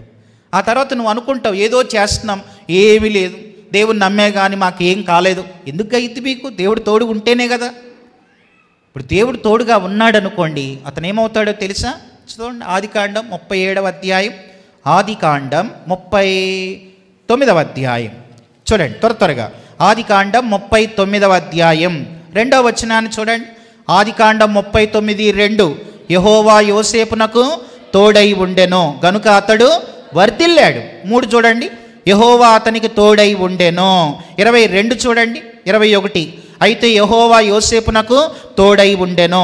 23 చూడండి, యెహోవా అతనికి ఒక్క అధ్యాయంలో ఎన్నిసార్లు దేవుడు తోడుగున్నాడండి. తోడుగా ఉన్నవాడు గొప్పోడవుతాడు, దేవుని తోడు లేనివాడు వ్యర్థుడైపోతాడు. నీ జీవితంలో విజయాలు ఉండవు, సక్సెస్ ఉండదు. కనుక దేవుని తోడు, దేవుడు తోడు లేని ప్రయాస వ్యర్థం. ఇది మొదటి మాట. చాలు, ఇంకంతకంటే ఇంకెక్కువ అవసరం లేదు. దేవుడు తోడుగా లేకుండా నువ్వు ఏది చేసినా వ్యర్థమే, మొదటిది. రెండవ విషయం చెప్తాను చూడండి. రెండవది ఏది వ్యర్థం అనంటే, యాకోబు రాసిన పత్రిక 1వ అధ్యాయం 26వ వచనం చదవండి త్వరగా. యాకోబు రాసిన పత్రిక 1వ అధ్యాయం 26వ వచనం. ఎవడైననో చదవండి, ఎవరైననో నోటికి కళ్ళెం పెట్టుకొనక తన హృదయాన్ని మోసపరుచుకొనుచు భక్తి గలవాడనని అనుకొనిన ఎడల వాని భక్తి వ్యర్థమే. ఏది వ్యర్థం అనంటే, రెండవది నోటిని అదుపులో పెట్టుకోలేని భక్తి వ్యర్థం. అమ్మా వినండి, చిన్నపిల్లల్ని కొంచెం కంట్రోల్ చేయండి. రెండవ వ్యర్థం ఏదంటే, నోటిని అదుపులో పెట్టుకోలేని భక్తి. ఇక్కడ ఏముంది? అక్కడ 26లో ఎవడైనానో నోటికి చదవండి అమ్మా. యాకోబు 1:26, యాకోబు 1:26. యాకోబు అంటే పాత నిబంధనలో ఉన్న యాకోబు కాదు, యాకోబు రాసిన పత్రిక అన్నాను, అందుకే యాకోబు పత్రిక 1:26లో ఎవడైనానో నోటి కళ్ళం లేకుండా నేనేదో చాలా భక్తి గలవాడని అనుకుంటే వాని భక్తి వ్యర్థం అని ఉంది. అంటే నోటికి ఏముండాలి? కళ్ళెం ఉండాలి. ఇక్కడ చూడండి, ఒక మాట చెప్తాను. నోటికి కళ్ళెం ఉండాలి, ఇంటికి గొళ్ళెం ఉండాలి. అర్థమైందో లేదో? ఇంటికి గొళ్ళెం, నోటికి కళ్ళెం. గొళ్ళెం లేని ఇల్లు దొంగల పాలు, కళ్ళెము లేని నోరు తీర్పు పాలు. అర్థమైందా? ఇప్పుడు ఇంటికి గొళ్ళెం లేదనుకో, అంతే, దొంగల పాలు. నోటికి కళ్ళెం లేదనుకో, కళ్ళెం లేకుండా నువ్వు మాట్లాడే ప్రతి మాట ఒక రోజున తీర్పులోనికి వెళ్ళద్ది. మనందరం మాట్లాడే ప్రతి మాట తీర్పులోనికి వెళ్తాయి, అది మనకు తెలియదు. చూడండి ఒక మాట, మత్తయి సువార్త 12వ అధ్యాయం 37వ వచనంలో ఏముంది? మత్తయి సువార్త 12వ అధ్యాయం 37వ వచనం చదవండి ఎవరైనా. మత్తయి 12:36-37. నేను మీతో చెప్పున్నది ఏమనగా, మనుష్యులు పలుకు వ్యర్థమైన ప్రతి మాటను గూర్చి విమర్శ దినమున లెక్క చెప్పవలసి ఉండును. నీ మాటలను బట్టి నీతిమంతుడవని తీర్పు నొందుతావు, నీ మాటల్ని బట్టి అపరాధివి అని తీర్పు నొందుతావు. మన ప్రతి మాట తీర్పులోనికి వెళ్ళద్ది. నువ్వు ఎవరితో ఏం మాట్లాడావో, తర్వాత ఏ మాటలు మాట్లాడావో అన్నీ రికార్డింగ్ అవుతున్నాయి. ఇవన్నీ ఒక రోజున దేవుడు వినిపిస్తాడు. కాబట్టి ఏది వ్యర్థం అనంటే, నోటికి కళ్ళెం లేని భక్తి వ్యర్థం. ఇది రెండవది. మూడవ మాట చెప్తాను రండి. మూడవది చూడండి, ఏది వ్యర్థమో. కొరింథీలకు రాసిన మొదటి పత్రిక 13వ అధ్యాయం 1వ వచనం. కొరింథీలకు రాసిన మొదటి పత్రిక 13వ అధ్యాయం 1వ వచనంలో, మనుషుల భాషలతోనూ దేవదూతల భాషలతోనూ నేను మాట్లాడినా ప్రేమ లేని వాడనైతే మ్రోగెడి కంచును గణగణలాడు తాళమునై ఉందును. ప్రవచించు కృపావరాలు కలిగి మర్మములన్నీ జ్ఞానమంతా ఎరిగిన వాణ్ణైనా, కొండలను పెకిలింపగల పరిపూర్ణ విశ్వాసము కలిగిన వాణ్ణైనా ప్రేమ లేని వాడనైతే నేను వ్యర్థుడను. బేదల పోషణ కొరకు నా ఆస్తంతా ఇచ్చిన, కాల్చబడుటకు నా శరీరం అప్పగించిన ప్రేమ లేని వాడినైతే నాకు ప్రయోజనం లేదు, అంటే వ్యర్థుడను. ఏది వ్యర్థం అనంటే మూడవది ప్రేమ లేని పాండిత్యం, ప్రేమ లేని దాతృత్వం వ్యర్థం. నీకు ప్రేమ లేకుండా నీకు ఎన్ని డిగ్రీలు ఉన్నా వ్యర్థం, నీకు ఎన్ని పిహెచ్డీలు ఉన్నా వ్యర్థం. నీలో ప్రేమ లేదు. ప్రేమ లేని పాండిత్యం, జ్ఞానం అంతా ఉండొచ్చు, కానీ నీలో ప్రేమ లేకపోతే అది వ్యర్థం. మూడవ వ్యర్థం ఏంటనంటే ప్రేమ లేని చదువులు, ప్రేమ లేని పాండిత్యం, ప్రేమ లేని దాతృత్వం, ఇదంతా వ్యర్థం. ఇది మూడవ మాట. నాలుగవ వ్యర్థం చెప్తాను రండి. నాలుగవది ఏంటనంటే చూడండి, మత్తయి సువార్త 15వ అధ్యాయం 9వ వచనం చదవండి ఎవరైనా. మత్తయి సువార్త 15వ అధ్యాయం 9వ వచనంలో మనం చూస్తే అక్కడ ఇలా ఉంది. మత్తయి 15:9లో మనం చూస్తే చదవండి అమ్మ. ఈ ప్రజలు తమ పెదవులతో నన్ను గణపరచుదురు గాని వారి హృదయం నాకు దూరముగా ఉన్నది. మనుష్యులు కల్పించిన పద్ధతులు, దైవోపదేశాలని బోధిస్తూ వారు నన్ను వ్యర్థముగా ఆరాధించుచున్నారు. అంటే నాలుగో వ్యర్థం ఏంటనంటే ఇటు చూడండి, నాలుగవది వాస్తవికత లేని ఆరాధన వ్యర్థం. వాస్తవికత లేని ఆరాధన వ్యర్థం. ఈ మనుష్యులు, ఈ ప్రజలు తమ పెదాలతో నన్ను గణపరుస్తున్నారు. పెదాలేమో గణపరుస్తున్నాయి, హృదయమేమో దూరంగా ఉంది. ఎలాగో చెప్తాను వినండి. మీరు చాలా పాటలు పాడుతున్నారు, బాగా పాడుతున్నారు, చాలా సంతోషం. మీకు ఈ పాట వచ్చా? నేనేమైనా ప్రభువా నిన్నే స్తుతిస్తాను, నాకేమున్నా ప్రభువా నీకే అర్పిస్తాను. ఈ పాట ఎంతమందికి వచ్చో చేయొద్దండి. వచ్చు కదా. నేనేమైనా ప్రభువా నిన్నే స్తుతిస్తాను, నాకేమున్నా ప్రభువా నీకర్పిస్తాను. ఇలా పాట పాడతారు. దానికి చక్కగా మనోళ్ళంతా బాగా వాయిస్తారు. పాట ఏముంది? పెదాలు ఏం పాడుతున్నాయి? నేనేమైనా ప్రభువా నిన్నే స్తుతిస్తా, నాకేమున్నా ప్రభువా నీకే అర్పిస్తా అని పెదాలు పాడుతున్నాయి. మరి చందా వేసేటప్పుడు నాకున్నవన్నీ నీవిచ్చినవే ప్రభువా అని అన్నీ ఇస్తున్నావా? కొన్నే ఇస్తున్నావా? తర్వాత అందులో తక్కువది ఇస్తున్నామా అని అంటే పెదాలేమో గణపరుస్తున్నాయి, హృదయమేమో మరొక రకంగా దూరంగా ఉంటుంది. అది ప్రభు చెప్పాడు. అలా నువ్వు పెదాలు మాత్రమే గణపరుస్తూ అది నీ బ్రతుకులో లేకపోతే నువ్వు ఆరాధించే ఆరాధన కూడా వ్యర్థం అని యేసు ప్రభు చెప్పాడు. ఇప్పుడు చదవండి మళ్ళా వచనం. ఈ ప్రజలు తమ పెదవులతో నన్ను గణపరచుదురు, వారి హృదయం నాకు దూరంగా ఉన్నది. మనుష్యులు కల్పించిన పద్ధతులు, దైవోపదేశాలని ఎవరో రాశారు పాట. గుండె నిండా నువ్వే. నేను ఇలాగే ఓ మీటింగ్కి వెళ్ళాను. ఒక యవనస్తుడు పాడుతున్నాడు గుండె నిండా నీవే అని ఒక అమ్మాయి అంక చూస్తున్నాడు. సరే, నేను అమ్మాయి అంక చూస్తున్నాడు నాకెలా తెలుసు? మీటింగ్ అయ్యాక నన్ను రూమ్కి తీసుకెళ్ళి ఓ తమ్ముడు అంటున్నాడు, అన్న వాడు పాడేటప్పుడు చూసావంటున్నాడు. అంటే తమ్ముడు నేను కళ్ళు మూసుకున్నాను, పాట బాగా పాడుతున్నాడు కదా, చూడలేదు. ఏమైందనంటే గుండె నిండా నీవేని అట్టే చూస్తున్నాడు. ఆమె కూడా వాడినే చూసి మురిసిపోతుందన్న. ఆడు ఆ అమ్మాయిని ప్రేమిస్తున్నాడు అన్న అని చెప్తున్నాడు నాకు. చూడండి, ఇక్కడ పాడే పాట ఏమో గుండె నిండా నువ్వే అంటున్నాడు. మనలాంటి వాడు ఇంకెంత బాగా పాడుతున్నాడు అని మనం అనుకుంటున్నాం. కానీ గుండె నిండా ఏవేవో పెట్టుకున్నాడు, ఎవరినో పెట్టుకున్నాడు. గుండె నిండా నీవే అని పాడుతున్నాడు, కానీ ఆ గుండె నిండా వేరే ఆమెను పెట్టుకున్నాడు. పెదాలేమో కనపరుస్తున్నాయి, హృదయమేమో దూరంగా ఉంది. మనం పాడే పాటల్లో మీరు చూడండి, మనం నెరవేర్చలేని విషయాలు ఎన్నో ఉంటాయి, కానీ పెదాలు మాత్రం పాడేస్తాయి. దానికి తోడు మనోళ్ళు ఇక వాళ్ళు ఎంత స్పీడ్ వెళ్తే మనం అంత స్పీడ్ వెళ్ళిపోతాం. కొన్ని పాటలు చూసారు ఇలా ఉంటాయి.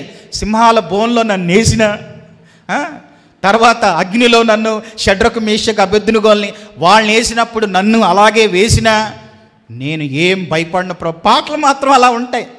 నిన్ను తీసుకెళ్ళి సింహాల బోన్లో వేస్తే దానియేలు ఆ ప్రార్థన చేస్తావా?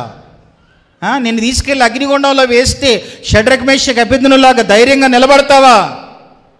ఏమి నిలబడవు, అంత పారిపోతాం ముందే. కనుక పాడే పాటలు, అందుకే ఆర్ఆర్కే మూర్తి గారు తెలుసా? ఆర్ఆర్కే మూర్తి గారు ఏమన్నారో తెలుసా? పాడే వాళ్ళల్లో చాలామంది పాడువారు ఉంటారన్నాడు ఆయన. ఆర్ఆర్కే మూర్తి గారు అన్నారు, పాడే వాళ్ళల్లో చాలామంది పాడువారు ఉంటారంట. అది ఆయన అన్నారు. నేను అలా ఓ పాడువాడిని చూశా. నేను ఒకసారి ఒక పెళ్ళిలో నన్ను వాక్యం చెప్పడానికి పిలిచారు.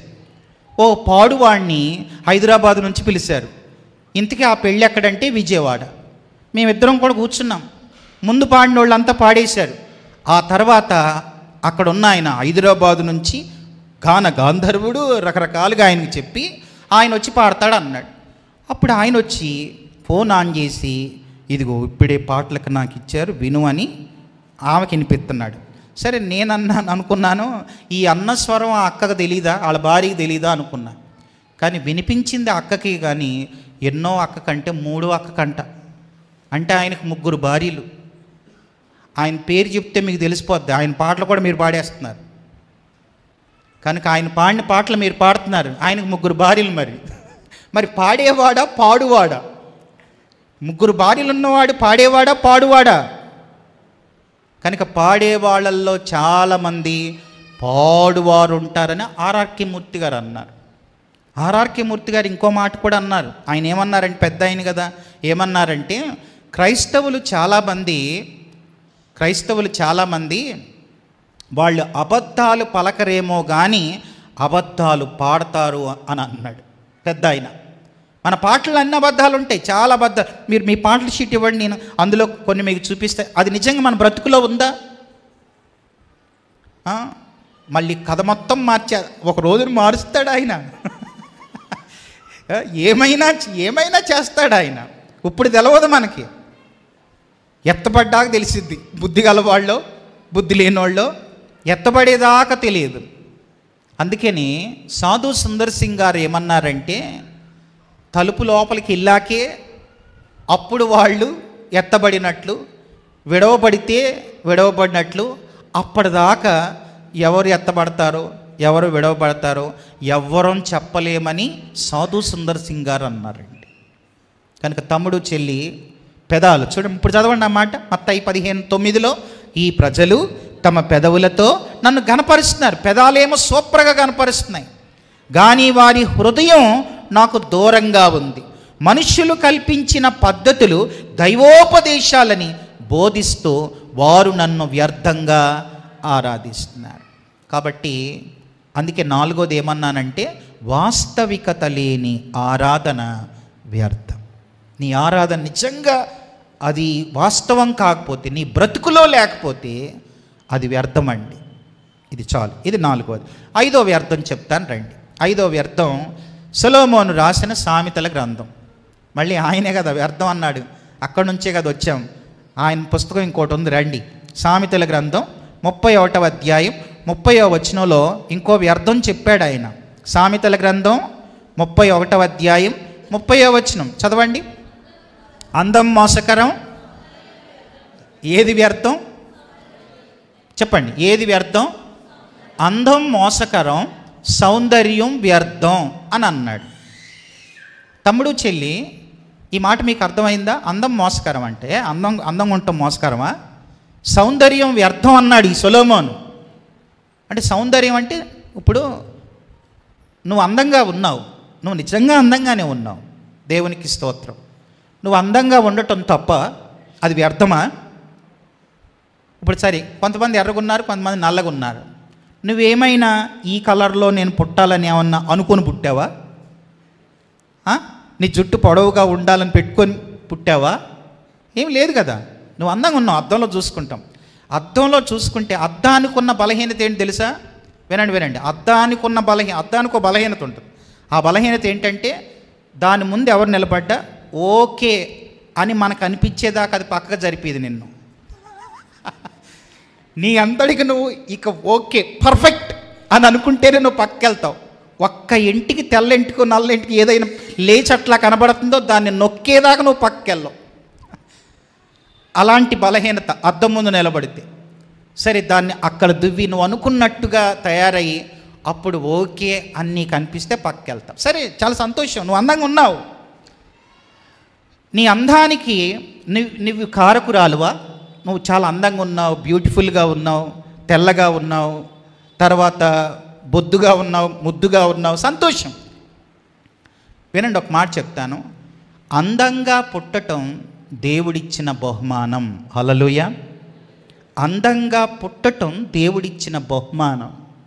అయితే వినండి, అందంగా బ్రతకటం దేవుడికి మనమిచ్చే బహుమానం. అర్థమైందో లేదో ఈ మాట గుర్తుపెట్టుకోండి. అందంగా పుట్టటం దేవుడిచ్చిన బహుమానం. నువ్వు అద్దం ముందు చూసుకున్నావు, ఓకే అనుకున్నావు, సంతోషం. ప్రభువా నన్ను ఇలా పుట్టించావు, నీకు వందనాలు. అందంగా పుట్టించినోడు ఆయనే, అందులో నీ ప్రమేయమేమీ లేదు. అందంగా పుట్టటం దేవుడిచ్చిన బహుమానం. అందంగా మన జీవితం ఉండటం, మనం బ్రతకటం దేవుడికి మనమిచ్చే బహుమానం. అది ఉండాలండి.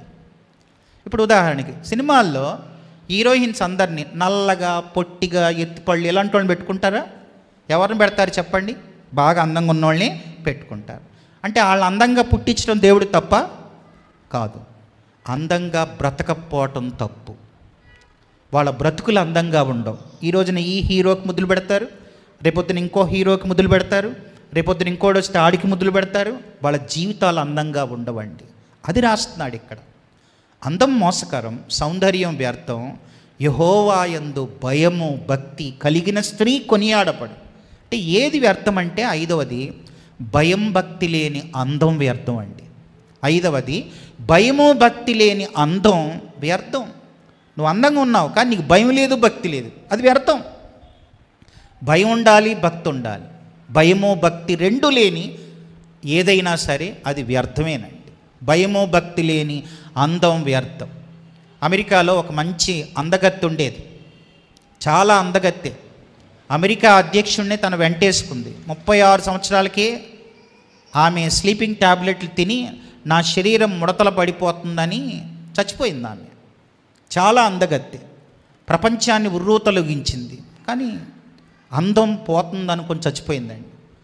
తనున్న కాలంలో ఎంతమందిని మోసం చేసిందో. కనుక భయము భక్తి లేని అందం వ్యర్థం. అది కనుక అందం, భయము భక్తి ఉండాలి, అది ముఖ్యం. ప్రభువా నన్ను అందంగా పుట్టించావు, నీకు వందనాలు, నేను అందంగా బ్రతుకుతాను నాయన. నా జీవితం అందంగా ఉండాలి, నీ చూపులు పవిత్రంగా ఉండాలి, నువ్వు వినేది పవిత్రంగా ఉండాలి, నీ మాటలు పవిత్రంగా ఉండాలి, నీ చూపులు పవిత్రంగా ఉండాలి. ముఖ్యంగా కళ్ళు చాలా జాగ్రత్తగా. కన్ను చూస్తుంది, మనసు ఆశిస్తుంది. ఈ రెండు కలిసినాయి అంటే జరగరాని జరుగుతుంది. కన్ను చూస్తుందంతే, మనసేమో ఆశిస్తుంది. ఈ రెండు జరిగితే జరగరానిది జరిగిద్ది. కాబట్టి మనం చూసేది జాగ్రత్తగా ఉండాలి. ఇక్కడ కొంతమంది చెల్లోళ్ళకి, మీరు నా సొంత చెల్లోళ్ళని, నాకు కూతురు ఉంది, నా కూతురు అనుకొని కొంతమందికి చెప్పే మాట ఏంటనంటే, అందాన్ని ప్రదర్శించొద్దు, అందం మీద ఆధారపడొద్దు. ఇది నా పిల్లలకి, నా చెల్లెలకి చెప్పే మాట. అందాన్ని ఎప్పుడూ ప్రదర్శించకండి. ఎవరికో బాగా తయారవుతారు కదా, బాగా ఎందుకు తయారవుతారు తెలుసా? ఎవరో చూసి మెచ్చుకోవాలని, అంతే. తయారవటంలో ఉద్దేశం ఎదుటివాళ్ళు చూసి మెచ్చుకోవాలని. ఇప్పుడు కొన్నిసార్లు రకరకాలుగా తయారవుతారు. అలా ఎందుకు తయారవుతారు తెలుసా? బయట వాళ్ళు చూడాలని. నేను ఏడుస్తూ చెప్పే ఒక మాట ఏంటనంటే, వినండి, మీరు మీ ఇంట్లోనే ఉంటారు కానీ ఎంతోమంది కళ్ళల్లో ఉంటారు. అర్థమైందా? ఇప్పుడు బాగా తయారయ్యి తర్వాత బట్టలు కూడా సరిగా వేసుకోక బాగా టిప్ టాప్గా ఉందనుకో, చూస్తాడు, కన్ను చూస్తుంది. ఆమె వాళ్ళ ఇంట్లోనే ఉంటుంది కానీ వీడి మనసులో తిరుగుతుంటుంది, ఏముందరది, ఎలా తయారైందిరది అని వాళ్ళ కళ్ళల్లో అది మెదులుతూ ఉంటుంది. అందుకనే అందాన్ని ప్రదర్శించొద్దు, అందం మీద ఆధారపడద్దు. ఇంకో మాట చెప్పనా, నీ అందమంతా ఒక్కరోజు కొరకు. అది ఏ రోజో తెలుసా? పెళ్లి రోజు కొరకు. ఆ తర్వాత ఇక అందంతో పని ఉండదు. పెళ్లిలో తయారైనట్లే రోజు ఆ తర్వాత తయారవుతున్నాం అనుకో, చేసుకున్నాడు డౌట్ వస్తుంది. తమ్ముళ్ళు అర్థమైందా? పెళ్లిలో ఉన్నట్టు రోజు అలాగే తయారవుతుంది అనుకో, ఏంట్రా రోజు ఇలాగే తయారవుతుంది? పెళ్ళి అందం అంతా ఒక్కరోజు కొరకు. ఆ తర్వాత సంసారం అందం మీద ఆధారపడదు, గుణం మీద ఆధారపడద్దు. గుణం లేని సౌందర్యం వాసన లేని పువ్వు లాంటిది. కొటేషన్ బాగుందని వాడుకోకండి. గుణం లేని సౌందర్యం వాసన లేని పువ్వు లాంటిది. ఎంత అందంగా ఉంటే ఏంటి, గుణం సరిగా లేదు. ఎంత అందంగా ఉంటే ఏంటి, బుద్ధి సరిగా లేదు. ఇప్పుడు బుద్ధి సరిగా లేని వాళ్ళతో ఏం సంసారం చేస్తారు? గుణం సరిగా లేని దాంతో ఏం సంసారం చేస్తాడు? సంసారానికి గుణమే కానీ అందం కాదు. అందం కేవలం పెళ్ళికి చూసినప్పుడు ఓ బాగుంది అనుకోవడానికి అంతే. ఆ తర్వాత గుణమే ముఖ్యం. కనుక భయం భక్తి లేని అందం వ్యర్థం. చాలు, ఇక ఈ 5 చాలు. ఇక ఏది వ్యర్థం త్వరగా చెప్పండి. మొదటిది దేవుడు తోడు లేని ప్రయాస వ్యర్థం. రెండోది కళ్యం లేని నోరు భక్తి వ్యర్థం. మూడవది ప్రేమ లేకుండా నీకు ఎన్ని డిగ్రీలున్నా, నీకు ఎన్ని పిహెచ్డీలున్నా తర్వాత వ్యర్థం. నాలుగవది వాస్తవికత లేని ఆరాధన వ్యర్థం. ఐదవది ఏంటనంటే భయము భక్తి లేని అందం వ్యర్థం. ఈ వ్యర్థం అని చెప్పిన ఆయన ఎవరు? పుస్తకాలు 12 అధ్యాయాలు రాసిన ఆయన వ్యర్థమైన వాటిని, ఆయన కూడా వ్యర్థం అనే స్టార్ట్ చేశాడు. వ్యర్థమైన వాటిని అనుసరించేవాడు బుద్ధి లేనోడని రాశాడు. ఈ రాయాలైక వ్యర్థమైన వాటిని అనుసరించాడు బుద్ధి లేనోడే. ఈయనేం వ్యర్థం అని రాశాడు. కానీ పౌలు గారు ఏం రాశాడంటే, రండి అక్కడికి వెళ్దాం, ఆయన ఏం చెప్పాడో. ఆయన ఏమన్నాడంటే, ఏది వ్యర్థం కాదో అపోస్తలుడైన పౌలు చెప్పాడు. సరే, ఏది వ్యర్థం కాదో నేను త్వరగా ఒక్క 5 విషయాలు చెప్పి నేను ముగిస్తాను. ఏది వ్యర్థం కాదు. మొదటిది కొరింథీయులకు రాసిన మొదటి పత్రిక 5వ అధ్యాయం 58వ వచనం. కొరింథీ మొదటి పత్రిక 15:58 చదవండి. కాగా నా ప్రియ సహోదరులారా, మీ ప్రయాసం ప్రభువునందు వ్యర్థం కాదు. మొదటి మాట, ఏది వ్యర్థం కాదు అనంటే ప్రభువునందు ప్రయాస వ్యర్థం కాదు. మొదటి మాట, ప్రభువునందు ప్రయాస వ్యర్థం కాదు. అమ్మా, ఇక్కడున్న పొటెన్షియల్ యూత్ వాళ్ళని నేను అభినందిస్తున్నాను. ఏంటనంటే ఈ 3 రోజులు మీరు చాలా కష్టపడ్డారు. కష్టపడ్డ వాళ్ళకి దేవుడు బహుమానం ఇస్తాడు. తప్పించుకొని తిరిగిన వాళ్ళు, ఒక ఆయన అన్నాడు, తప్పించుకొని తిరుగువాడు ఏదో అన్నాడు, ఏదో సుమతి అని ఒక చెప్పాడు. కనుక అలా ఉండకూడదు మనం. కనుక కష్టపడాలి. దేవుడు మనకు ఒక ఆధిక్యత ఇచ్చాడు, ఒక అవకాశం ఇచ్చాడు, మన దగ్గర మీటింగ్ ఇచ్చాడు. కనుక ఎవరు కష్టపడ్డారో ఎవరు కష్టపడలేదో ఎవరికి వాళ్ళకే తెలుసు. కనుక ఎవరు పెట్టారో ఎవరు పెట్టలేదో దేవుడికి తెలుసు, మీకు తెలుసు. ఇంత పెద్ద ఖర్చు, ఇంత పెద్ద మీటింగ్ జరుగుతున్నప్పుడు ఎంతో ప్రయాస. కనుక ప్రభువునందు ప్రయాస వ్యర్థం కాదు. ఇది మొదటి మాట. ప్రభువునందు ప్రయాస వ్యర్థం కాదు. అది మొదటి విషయం. చాలు. నువ్వు ప్రయాసపడ్డావా నీకే తెలుసు. నువ్వేమైనా కుర్చీలు వేసావా? ఆ కుర్చీలు వేసే పని నాకు చెప్తాడా? వాళ్ళకేమో స్టేజ్ మీద ఉండే పని అప్పగించాడు, నాకేమో కుర్చీలు వేసే పని అప్పగిస్తాడా అనుకుంటే నీకే బహుమానం ఉండదు. ఇంకో మాట చెప్పనా? ఇంకో మాట చెప్తాను. మన శరీరంలో విలువైనవి కనబడవండి. విలువైనవి కనబడవు. శరీరంలో విలువైనది ఏంటి చెప్పండి? గుండె. కనబడద్దా? అలాగే చాలా ఉన్నాయి విలువైనవి, కనబడవు. వినండి, కనబడకుండా పనిచేసే వాటికి ఎక్కువ విలువ ఉంటుంది. హల్లెలూయా. అలాగే నువ్వు విలువైన వాడివైతే నువ్వు కనబడకుండా, అన్న ఏదన్నా పని ఉంటే నాకు చెప్పు నేను చేస్తా, అక్క ఏదన్నా పని ఉంటే నాకు చెప్పు నేను చేస్తా. కానీ కొంతమంది ఎలా ఉంటారంటే వాళ్ళు చేసేది ఎంత ఉంటుంది, వాళ్ళు చెప్పుకునేది అంత ఉంటుంది. మీకు కోడి తెలుసు కదా, మన ఎమ్మిగనూరులో కోళ్ళు ఉన్నాయి కదా. కోడి గుడ్డు పెట్టడానికి వచ్చినప్పుడు అమ్మ ఎంత అడవుడి చేస్తే కొక్కొక్కొక్కొక్కొక్కో అని మొత్తం ఇంట్లో ఉన్నవన్నీ పడేస్తుంది. మనకు అర్థమైద్ది ఇది గుడ్డు పెట్టడానికి వచ్చిందని. సరే, తీరా ఎమ్మిగనూరులో ఎవరన్నా ఒక అక్క అలా కొక్కొక్కో అంటున్న కోడిని కమ్మేసి తర్వాత గుడ్డు పెట్టా చూస్తే ఎన్ని గుడ్లు పెడద్దు? 100 గుడ్లు పెడద్దా? ఎన్ని పెడద్ది? ఒకటే గుడ్డు.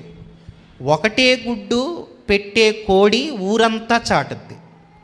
మీకు తాబేలు టోర్టాయిస్ తెలుసా? టోర్టాయిస్ తెలుసు కదా? టోర్టాయిస్ ఒకేసారి 100 గుడ్లు పెడుద్ది. టోర్టాయిస్ 100 గుడ్లు పెడుద్ది, ఎవరికి తెలవదు. 100 గుడ్లు పెట్టే టోర్టాయిస్ ఏమో ఎవరికి చెప్పుకోదు. ఒక్క గుడ్డు పెట్టే కోడి మాత్రం ఊరంతా చాటుద్ది. మీరు నిజంగా చాలా మంచివాళ్ళు. నేను చాలా చర్చిలు తిరుగుతూ ఉంటాను. కొన్ని చర్చిల్లోనైతే 3 రెక్కల మీద బహుకరించిన వాళ్ళు అని రాసి ఉంటాయి. అది తిరుగుతూ ఉంటే వాళ్ళ పేరు కనపడాలి. అంటే వాళ్ళు కోళ్ళు లాంటి వాళ్ళు అన్నమాట. మేము కనపడాలి, మేము చూపించుకోవాలి. నాలాంటి ఒక ఆయన ఇలాగే మీటింగ్కి వెళ్తే కొత్త ఫ్యాన్ ఎవరో ఇచ్చారు. ఈయన వాక్యం చెప్పేటప్పుడు చెమటలు పోస్తుంటే ఆ పక్కన తమ్ముడు ఉంటే వాక్యం చెబుతూనే కొంచెం ఫ్యాన్ ఆన్ సైగ చేశాడు.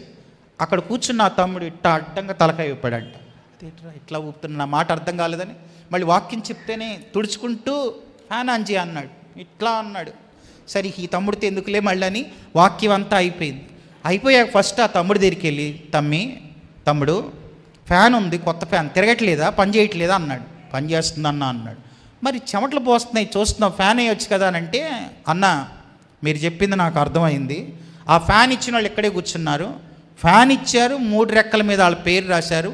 ఫ్యాన్ ఎప్పుడూ తిరగకుండా దాన్ని చూడాల్సిన బాధ్యత నీదే. ఫ్యాన్ రెక్కలు తిరిగితే మా పేర్లు కనపడవు అన్నాడంట ఆయన, ఇచ్చిన ఆయన. మీరు అన్నది నాకు అర్థమైంది. మీరు అంటంతో మీరు నన్ను చూస్తున్నాను, నేను వాళ్ళ చూస్తున్నాను. వాళ్ళు ఆన్ చేయని అంటలేదు, అందుకే నేనేం చేయను అన్న అని అన్నారు.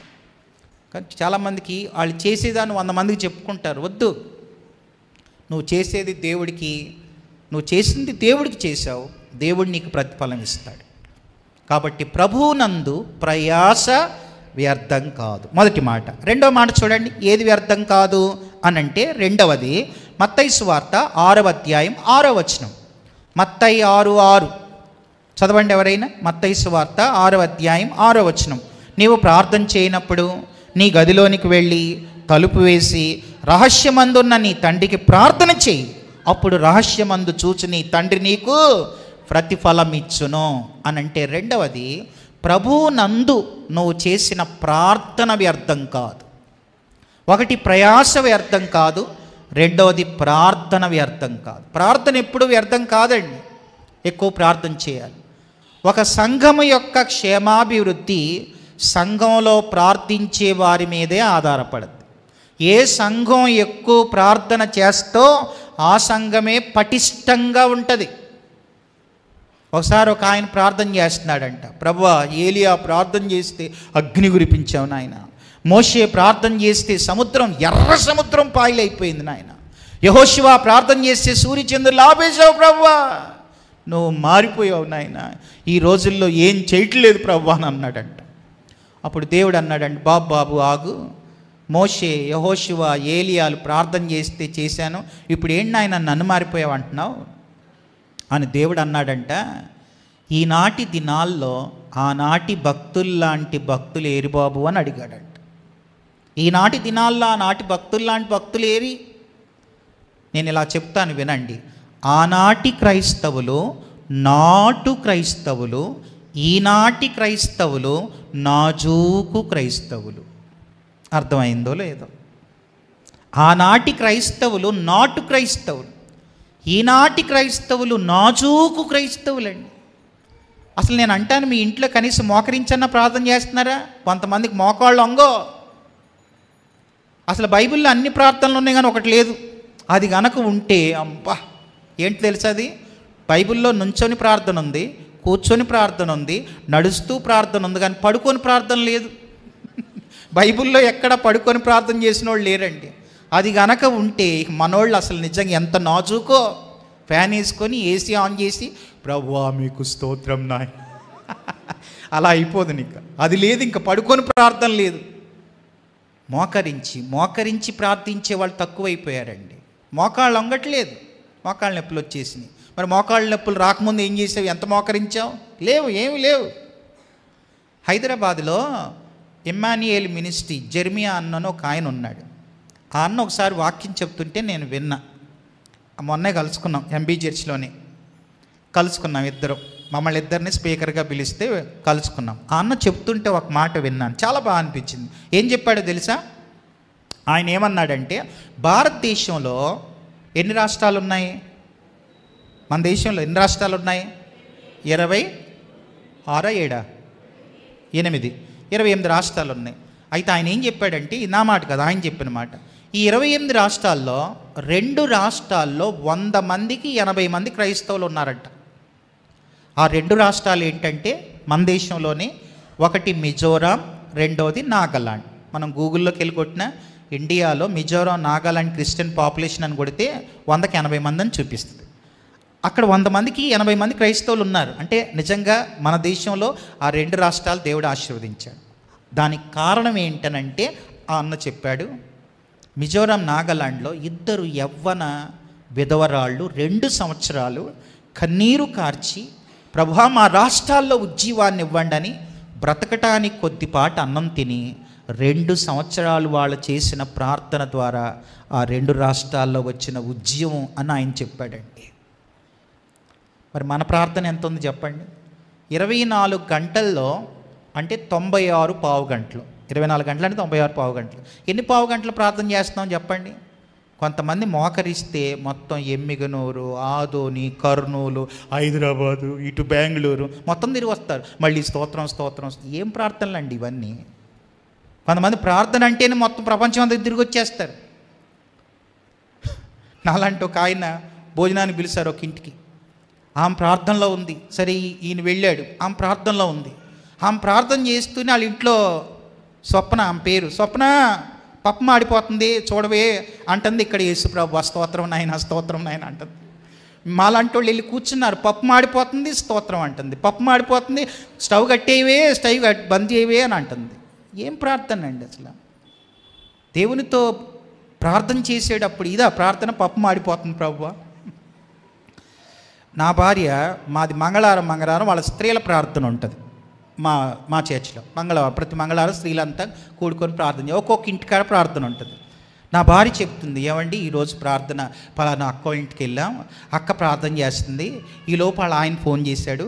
వాళ్ళ ఆయనేమో ప్రావిడెంట్ ఫండ్లో పనిచేస్తాడు, జాబ్ చేస్తాడు. ఫోన్ చేశాడు. ఫోన్ చేస్తే ఈమె ప్రార్థన చేసుకుంటూ మధ్యలో లేచి స్తోత్రం స్తోత్రం, ఏమండి అక్కోళ్ళంతా వచ్చారు, వచ్చేటప్పుడు పెరిగి ప్యాకెట్ తీసుకురండి, ఈ నా తర్వాత ఇంకా అక్క ప్రార్థన చేస్తుంది, ఇక చివరి ప్రార్థన అయిపోతుంది, మీరు కూడా భోజనానికి వచ్చేసేయండి, వచ్చేటప్పుడు మాత్రం పెరిగి ప్యాకెట్ మర్చిపోకండి అని. అక్క సారీ అక్క, స్తోత్రం స్తోత్రం నాయనా. ఏం ప్రార్థనలు అండి ఇవన్నీ? పెరిగి ప్యాకెట్ అని ఒకళ్ళు, పప్పు మాడిపోతుందని ఇంకొకళ్ళు, మళ్ళీ ప్రార్థనలోనే ఆ పిల్లోడిని చూసుకొని ఒకళ్ళు, ఇలా ప్రార్థనలు ఉంటే ఏం ప్రార్థనలు ఇవి అసలు?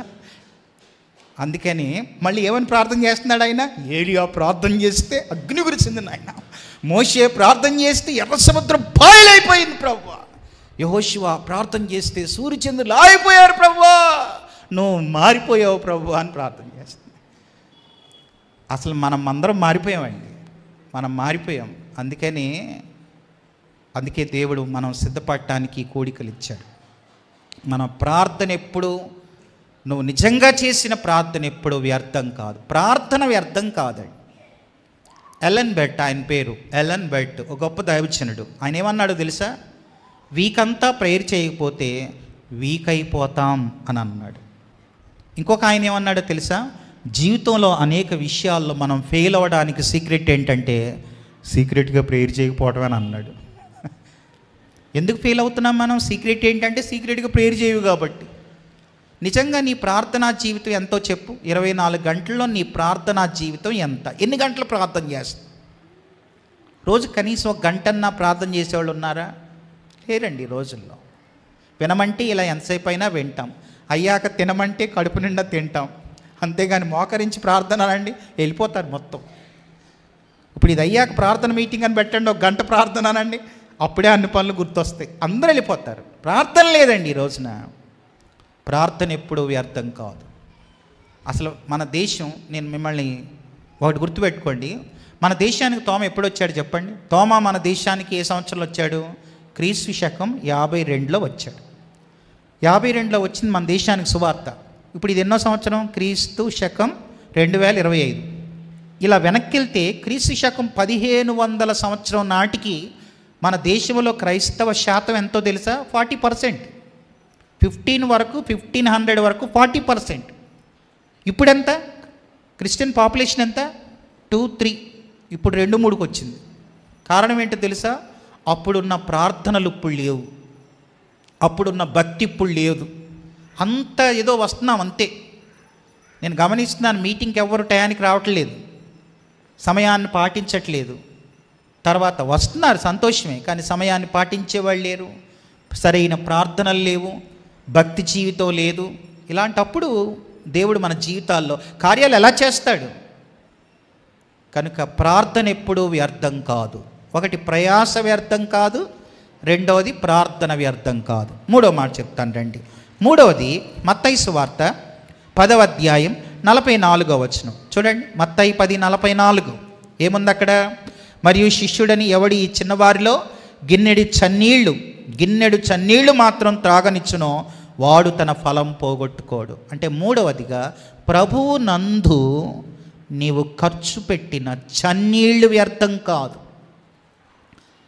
ఒకటేమో ప్రయాస వ్యర్థం కాదు, రెండవది ప్రార్థన వ్యర్థం కాదు, మూడవది దేవుని పని కొరకు అని నువ్వు ఇచ్చే చన్నీళ్ళు కూడా వ్యర్థం కాదు. చన్నీళ్ళు వ్యర్థం కాదండి. ఇక చన్నీళ్ళే అన్నాడంటే ఇక ఆ తర్వాత నువ్వు సేవకి ఎంతైనా ఇయ్యి, వ్యర్థం కాదు. కానీ ఇచ్చుట అనేది చాలామందిలో తక్కువగా కనపడుతుంది. ఇటు చూడండి, ఒక మాట చెప్తాను. ఇచ్చుట మీద ప్రసంగం చేసేవాళ్ళని ఎవరు ఇష్టపడరు. అదే అద్భుతాలు, స్వస్థతలు, ఆశీర్వాదాలు ఈ బాగా ఇష్టపడతారు. కొంతమందికి ఇచ్చుట అని అంటే గిచ్చుట అన్నంత పని అయింది. కొంతమందికి ఇచ్చుట అని అంటే చచ్చుట అన్నంత పని అయింది. బైబిల్లో ఒక తల్లికి ఒక కూతురు పుట్టింది, ఒక పాప పుట్టింది, లేడీ. ఒక పాప పుడితే గూగుల్ తల్లిని అడిగి ఏం పేరు పెట్టాలా అని మొత్తం మీద బాగా సెర్చ్ చేసి ఓ పేరు పెట్టింది. ఫైనల్గా ఏం పేరు తెలుసా? ఇమ్ము అని పెట్టింది. అలాంటి పేరు ఎవరు పెట్టరు, ఆ తల్లే పెట్టింది. ఇమ్ము అని పెట్టింది. ఓ 2 ఏళ్ళు పోయిన తర్వాత మళ్ళీ కూతురే పుట్టింది. మళ్ళీ సెర్చ్ చేసి మళ్ళీ ఏం పేరు పెట్టిందో తెలుసా? ఇమ్ము అని పేరు పెట్టింది. ఇంతకీ ఆ తల్లి పేరు బైబిల్లో ఉంది. వాళ్ళిద్దరు పేర్లు నేను చెప్పాను కదా, కూతుర్లు ఇద్దరు పేర్లు చెప్పేశాను. తల్లి పేరు బైబిల్లో ఉంది, చదవండి. సామెతల గ్రంథం 30వ అధ్యాయం 15వ వచనం. తల్లి పేరు సామెతలు 30:15లో ఉంది. జలగకు ఇమ్ము ఇమ్ము అను కూతురులిద్దరు కలరు అని ఉంది. సామెతలు 30:15లో జలగకు ఇమ్ము ఇమ్ము, పెద్ద కూతురు ఇమ్ము, చిన్న కూతురు ఇమ్ము అను కూతురులిద్దరు ఉన్నారంట. ఇంతకీ ఆ తల్లి పేరు ఏంటంటే జలగ. జలగలు తెలిసిన నీళ్ళల్లో ఉంటే అటు ఇమ్మంటది, ఇటు ఇమ్మంటది, మొత్తం ఎప్పుడు ఇమ్మంటమే. కొంతమంది ఎప్పుడు దేవుడి దగ్గర ఇమ్ము ఇమ్ము అంటారే తప్ప, నేను ఇస్తాను ప్రవ్వా, నేనున్నాను ప్రవ్వా, నేను ఏదైనా చేస్తాను ప్రవ్వా. మళ్ళీ పాట మాత్రం ఏమైనా చేయగలవు అంటాం, కానీ నువ్వు మాత్రం ఏం చేయవా? కనుక మూడవది ఏంటనంటే, మూడవ మాట, ప్రభువునందు నువ్వు ఖర్చు పెట్టిన చన్నీళ్ళు వ్యర్థం కాదు. ప్రయాస వ్యర్థం కాదు, ప్రార్థన వ్యర్థం కాదు, చన్నీళ్ళు వ్యర్థం కాదు. నాలుగోది ఏది వ్యర్థం కాదో చెప్తాను చూడండి. కీర్తనల గ్రంథం 56వ కీర్తన 8వ వచనం చూడండి. 56:8 నా సంచారాలు నీవు లెక్కించి ఉన్నావు, నా కన్నీళ్ళు నీ బుడ్డిలో నుంచబడి ఉన్నవి, అవి నీ కవిలలో కనబడును కదా. అంటే నాలుగవది, ప్రభువునందు నీవు కార్చిన కన్నీళ్ళు వ్యర్థం కాదు. కన్నీళ్ళు ఎప్పుడూ వ్యర్థం కాదండి. కొంతమంది వ్యర్థం చేసుకుంటారు, అలా ఆయన తిట్టాడనో వాళ్ళ పిల్లలు ఏదన్నా అన్నారనుకొని కన్నీళ్ళు వేస్ట్ చేసుకుంటారు. కన్నీళ్ళు వేస్ట్ చేసుకోకండి, కన్నీటికి ఎప్పుడు వేస్ట్ చేసుకోవద్దు. 56వ కీర్తన 8 ప్రకారం ప్రభువునందు కార్చిన కన్నీళ్ళు వ్యర్థం కాదు. నా పేరు అగస్టిన్, సెయింట్ అగస్టిన్ అనే ఆయన ఉండేవాడు, చాలా చెడ్డోడు.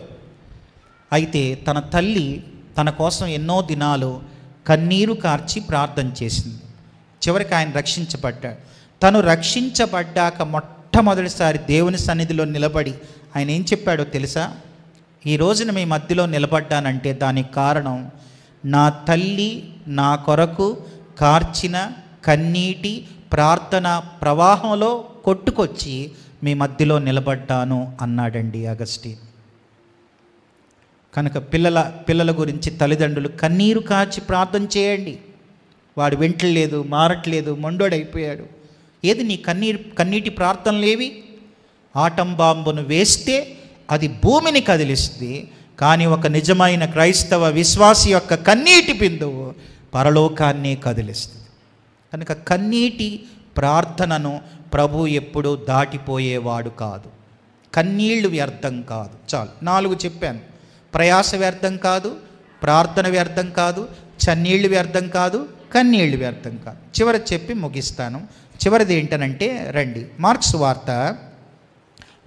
వార్త చివరిది 10వ అధ్యాయం. మార్క్స్ వార్త 10వ అధ్యాయం 28వ వచనం. మార్క్స్ వార్త 10వ అధ్యాయం 28వ వచనం చదవండి అమ్మ. ఏముంది అక్కడ? పేతురు, ఇదిగో మేము సమస్తాన్ని విడిచిపెట్టి నిన్ను వెంబడించాం. సమస్తాన్ని విడిచిపెట్టేశాం, నిన్ను వెంబడిస్తున్నాం, మాకేముంది అని అడిగితే ఏముందో కింద ప్రభు చెప్పారు. 5వది ఏంటనంటే, ఇటు వినండి. 5వది ఏది వ్యర్థం కాదు అనంటే 5వది ప్రభునందు త్యాగం వ్యర్థం కాదు.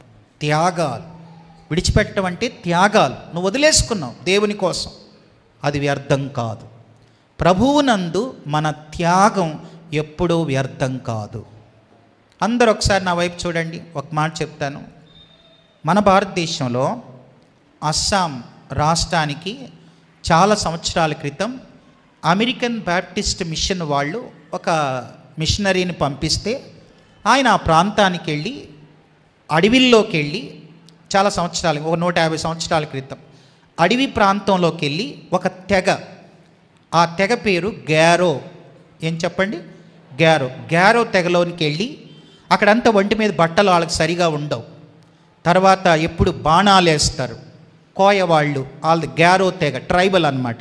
ఆ ప్రాంతానికి వెళ్ళి ఆయన అక్కడ 2 సంవత్సరాలు ఉండి సేవ చేస్తే ఒకే ఒక్క కుటుంబం యేసు ప్రభువుని నమ్ముకుంది. ఒకటే ఫ్యామిలీ నమ్ముకుంది. ఆ నమ్ముకున్న ఆయన పేరేంటనంటే నాక్సెంగ్.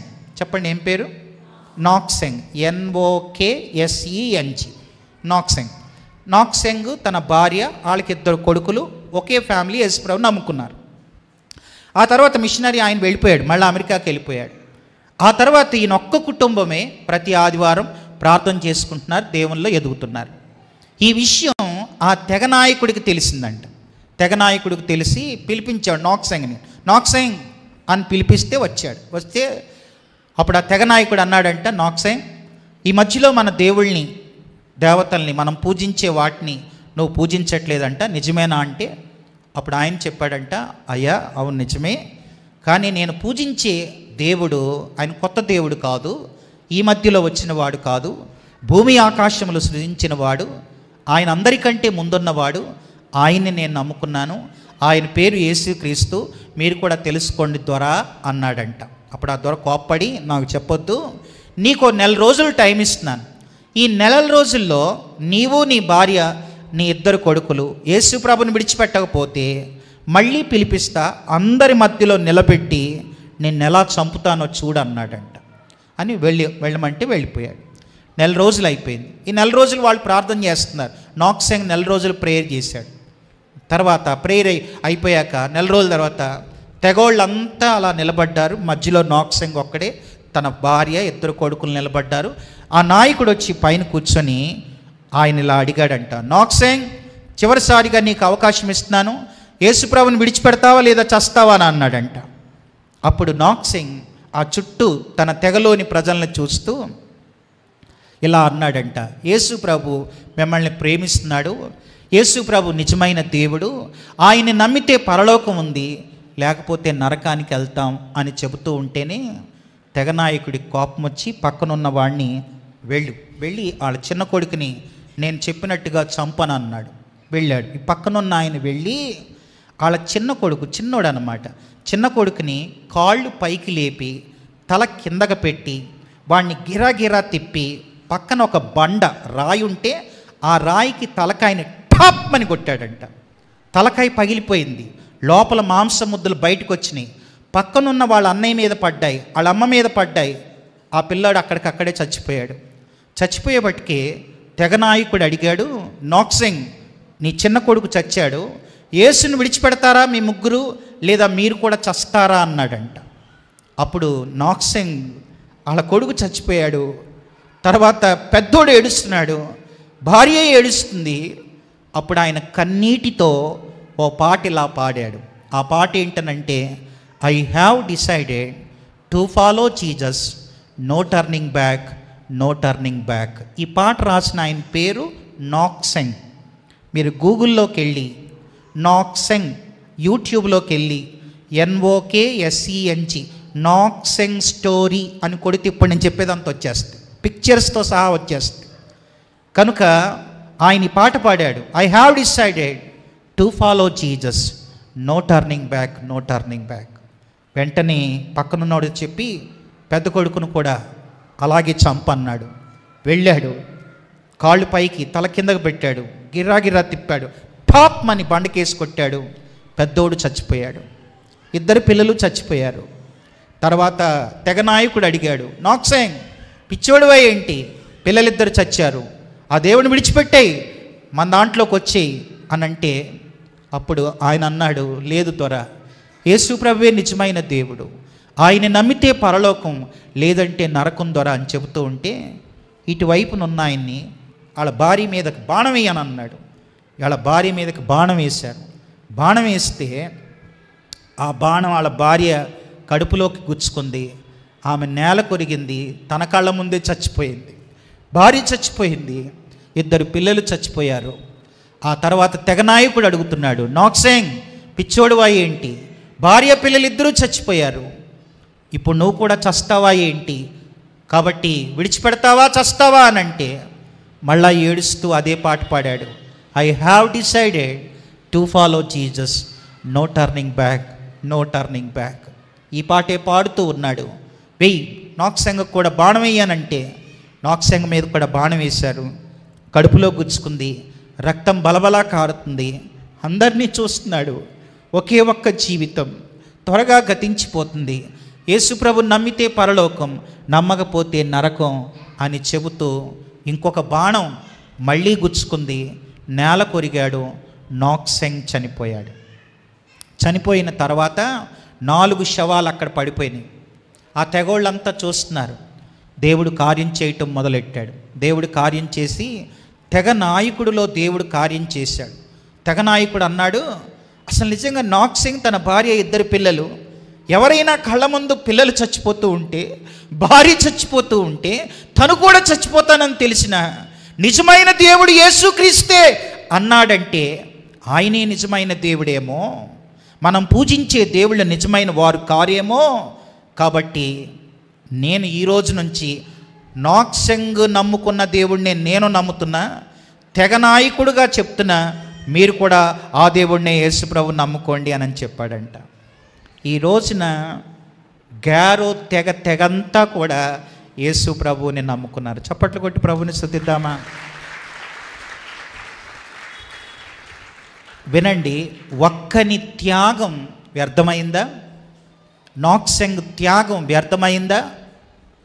వ్యర్థం కాలేదండి. తన ప్రాణాన్ని వదిలాడు, కానీ తెగవాళ్ళందరినీ ప్రభు కొరకు సంపాదించాడు. అలాగే అపోస్తలులందరూ హతసాక్షులయ్యారు, కానీ ప్రపంచం అంతా సువార్తను వెదజల్లి ఈరోజు వరకు సువార్త నీ దాకా వచ్చిందంటే ఎవరో త్యాగమే కదా. కనుక త్యాగాలు వ్యర్థం కాదు. తమ్ముడు చెల్లి, ప్రయాస వ్యర్థం కాదు, ప్రార్థన వ్యర్థం కాదు, చన్నీళ్ళు వ్యర్థం కాదు, కన్నీళ్ళు వ్యర్థం కాదు, త్యాగాలు వ్యర్థం కాదు. బుద్ధి గలవాడు వ్యర్థం కాని వాటి కొరకు ప్రయాసపడతాడు, బుద్ధి లేనివాడు వ్యర్థమైన వాటి కొరకు ప్రాకులాడతాడు. బుద్ధి కలిగి సిద్ధపడితే ప్రభు దగ్గర మనం బహుమానాలు పొందుతాం. బుద్ధి లేకుండా ఇప్పటి వరకే అనుకుంటే, వ్యర్థంగా మన జీవితాన్ని గడిపితే ఒక రోజున తలుపులు మూస్తాడు, మిమ్మల్ని నేను ఎరగను అని ప్రభువు అంటాడు. ఆ దినం బహుఘోరం కనుక మనం బ్రతికి ఉన్నప్పుడే సిద్ధపడదాం, బుద్ధి తెచ్చుకుందాం. బైబిల్ రాసిందే బుద్ధి తెచ్చుకోవడానికి కాబట్టి ప్రభువా నాకు మంచి బుద్ధినివ్వండి, స్వస్థ బుద్ధినివ్వండి, సుబుద్ధినివ్వండి, వినుబుద్ధినివ్వండి, శ్రేష్టమైన బుద్ధినివ్వండి. ఆ బుద్ధి లేకపోతే నీ దగ్గర నాకు ఏ బహుమానం ఉండదు నాయన. ఆ బుద్ధి కలిగి నీ కొరకు పనిచేసే భాగ్యం నాకు ఇవ్వు నాయన అని మనం ప్రభువుని అడుగుతాం. అందరూ లేచి నిలబడండి, ఒకసారి అందరం లేచి నిలబడదాం. నిలబడి కళ్ళు మూసుకోండి. ఒక 2 నిమిషాల్లో మనం ముగించుకుంటాం, కానీ ఒక మంచి తీర్మానం చేసుకొని మనం వెళతాం.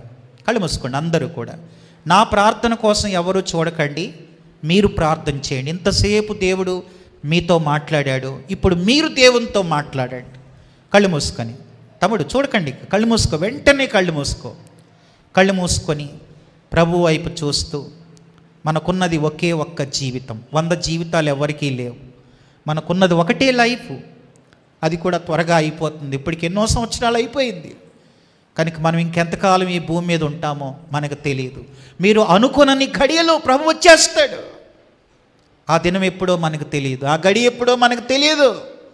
సిద్ధపడి ఉండాలంతే. సిద్ధపడిన బుద్ధి గల వాళ్ళు ఎత్తబడ్డారు, బుద్ధి లేని వాళ్ళు తలుపులు మూయబడ్డాయి, విడవబడ్డారు. కనుక ప్రభువా నాకు వినుబుద్ధి, స్వస్థ బుద్ధి, మంచి బుద్ధి, శ్రేష్టమైన బుద్ధి, నాకు నా బుద్ధి మంచిదిగా ఉండాలి నాయన. సొలొమోను వ్యర్థం అన్నాడు, జ్ఞానం ఇస్తే తన కోసం వాడేసుకున్నాడు, ఐశ్వర్యం ఇస్తే దేవుడి కోసం వాడలేదు, ఆయుష్నిస్తే లోకంలోకే పాపానికే తన ఆయుష్నంతా ఖర్చు పెట్టేశాడు.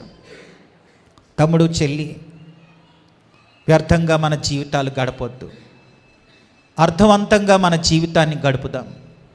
నీ ప్రయాస వ్యర్థం కాదు, ప్రార్థన వ్యర్థం కాదు, చన్నీళ్ళు వ్యర్థం కాదు, కన్నీళ్ళు వ్యర్థం కాదు, అలాగే త్యాగాలు కూడా వ్యర్థం కాదు. ఏది నీ త్యాగం? ఏది దేవుడి కోసం ఏ త్యాగాలు ఉన్నాయి?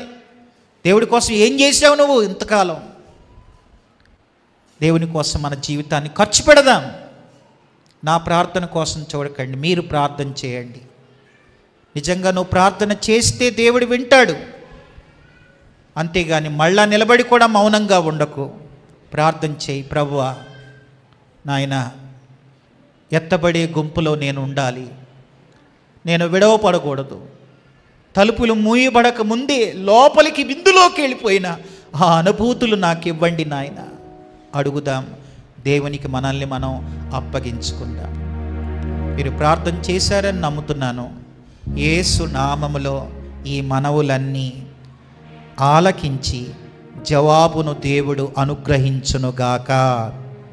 అందరూ చెప్పండి ఆమేన్, ఆమేన్. అలాగే ఉండండి.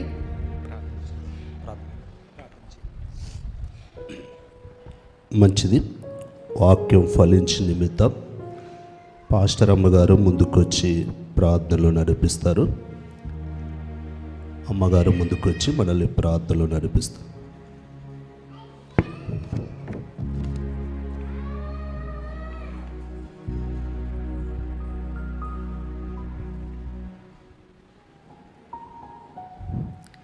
ప్రార్థించుకుందాం. అదేవిధంగా సిద్ధపడుతూ హృదయంలో మనమందరం కూడా ఆయన యొద్ద నుండి పొందుకున్నటువంటి శ్రేష్టమైన వాక్యాన్ని ఒకసారి జ్ఞాపకం చేసుకుంటూ మనస్ఫూర్తిగా మరి ఆయనకు కృతజ్ఞతాస్తుతులు చెల్లిస్తూ ముందుకు వెళ్తూ ఉంటున్నాం కనుక ప్రతి ఒక్కరం కూడా మౌనంగా ఉండగా మీ ఆలోచన విధానం ప్రకారం కాకుండా ఆయన ఆలోచన విధానానికి మన పట్ల దేవుడికున్న ప్రణాళికకు మనల్ని మనం అప్పగించుకున్నప్పుడు సమస్తము సాధ్యమవుతాయి. కనుక సిద్ధమైనటువంటి హృదయాలతో మనం ముందుకు వెళ్దాం. ప్రార్థనలో ప్రతి ఒక్కరం కూడా ఏకీభవిద్దాం. మహాపరిశుద్ధుడైన మా ప్రియ పరలోకపు తండ్రి, ఈ యొక్క మధ్యాహ్న కాల సమయంలో ప్రభా అద్భుతమైనటువంటి మరి సందేశాన్ని ప్రభా నీ యొక్క దైవజనుని ద్వారా మా యొక్క సంఘానికి వినిపించినందుకు ప్రత్యేకమైన వందనాలు చెల్లిస్తుంటున్నాను. ఇచ్చినటువంటి శ్రేష్టమైన సహవాసాన్ని మరి 3 రోజుల కూడికలను బట్టి ప్రత్యేకంగా ప్రార్థిస్తుంటున్నాను తండ్రి. వచ్చినటువంటి ప్రతి బిడ్డను బట్టి ప్రత్యేకంగా స్తుతిస్తుంటున్నాను. ఈ యొక్క దినాన ప్రభా ఏ బిడ్డ అయితే వ్యక్తిగతంగా మా యొక్క జీవితాలు మార్చబడాలి, వ్యక్తిగత తలంపులు మార్చబడాలి, మా కుటుంబము మార్చబడాలి అనేటువంటి ఉద్దేశంతో ముందుకు వెళ్తూ ఉంటున్నారో వారిపైన నీ యొక్క ఆత్మను కుమ్మరించమని ప్రత్యేకంగా ప్రార్థిస్తుంటున్నాను. నీ ఆత్మ ఆవరింపు ద్వారా ప్రతి ఒక్కరిని ముట్టమని ప్రార్థిస్తుంటున్నాను. నీ ఆత్మ సంచారం ద్వారా మాతో మాట్లాడమని ప్రార్థిస్తుంటున్నాను తండ్రి. మీరు ఇచ్చినటువంటి సందేశం ద్వారా ప్రభా మరి ముందుకు వెళ్తూ ఉన్నటువంటి ప్రతి ఒక్కరు నీ చేతికి అప్పగిస్తుంటున్నాను. ప్రత్యేకంగా నాతో మాట్లాడినందుకు కూడా వందనాలు చెల్లిస్తుంటున్నాను. నీ యొక్క దైవజనుని ప్రేరేపించి మా మధ్యలోకి పంపించి ప్రభువా నూతన విధానాన్ని మా మధ్యలో ఉంచినందుకు ప్రత్యేకమైన వందనాలు తెలియజేస్తుంటున్నాను. ఈ యొక్క ఆరాధన అంతటిలోను ప్రభా మీరే ఘనత మహిమ ప్రభావాలు పొందుకొని ఉన్నారని మేము విశ్వసిస్తుంటున్నాం కనుక మా విశ్వాసము అధికమవునట్లుగా సహాయం దయచేయమని ప్రార్థిస్తుంటున్నాను. క్రియా జీవితాన్ని అనేకులకు కనపరుచుకున్నట్లుగా సహాయం దయచేయమని ప్రార్థిస్తుంటున్నాను. కృతజ్ఞతా జీవితాన్ని ప్రభా మేము కనపరిచినట్లుగా సహాయం దయచేయమని ప్రార్థిస్తుంటున్నాను. అన్నిటికంటే ముఖ్యంగా ప్రేమను కలిగి బ్రతుకులాగిన సహాయం దయచేయమని ప్రార్థిస్తుంటున్నాను. క్షమాపణ నొంది క్షమించు వారంగా ఉండులాగిన సహాయం దయచేయమని మరలా ప్రార్థిస్తుంటున్నాను తండ్రి. మమ్మల్ని జ్ఞాపకం చేసుకున్నందుకు వందనాలు. ఈ విధంగా ప్రభా అనుదినము మమ్మల్ని మేము సరిచేసుకుంటూ మా బ్రతుకులను సరిచేసుకుంటూ ప్రభా కుటుంబాలను సరిచేసుకుంటూ ప్రభా నూతనత్వాన్ని పొందుకున్నట్లుగా ఎత్తబడే గుంపులో నా సంఘాన్ని నిలబెట్టుకోమని ప్రార్థిస్తుంటున్నాను. సిద్ధపడుతున్నటువంటి ప్రతి హృదయాన్ని మార్చమని ప్రార్థిస్తుంటున్నాను. ప్రతి ఒక్కరిని ముట్టమని ప్రార్థిస్తుంటున్నాను తండ్రి. అద్భుతాలు చేయబడవని మేము నమ్మకూడదు ప్రభా. ఆశ్చర్యకార్యాలు చేయబడవని మేము నమ్మకూడదు. కేవలము సత్యమును మార్గమై ఉన్నందుకు మేము నిన్ను అనుసరించాలి. మీరే జీవమైనందుకు మేము మిమ్మల్ని అనుసరించాలి. మీరే సత్యమైనందుకు మేము మిమ్మల్ని అనుసరించాలి. కానీ ప్రభా మరి సూర్యునికున్న ఉన్న సమస్తం నువ్వు వ్యర్థమని చెప్పినారు. కానీ వ్యర్థమైన వాటి కోసం మేము ప్రయాసపడవద్దు. వ్యర్థమైన వాటి కోసం మేము పరిగెత్తకూడదు. మరి ఎప్పుడు నిత్యత్వంలో ఉండే నీ కోసం మేము ప్రయాసపడుటకు సహాయం దయచేయమని ప్రార్థిస్తూ యేసుక్రీస్తు పరిశుద్ధ నామమున ప్రత్యేకంగా విజ్ఞాపన చేస్తుంటున్నాను తండ్రి. ఆమేన్.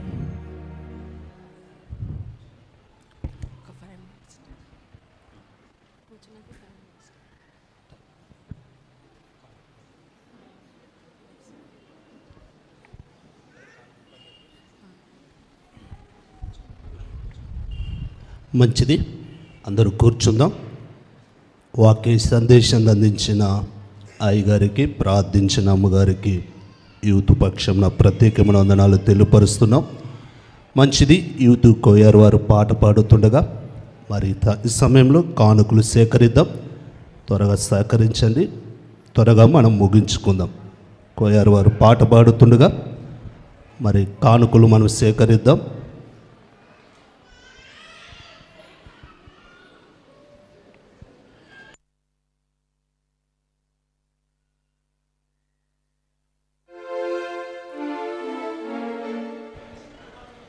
కానుకలు పట్టేవారు కూడా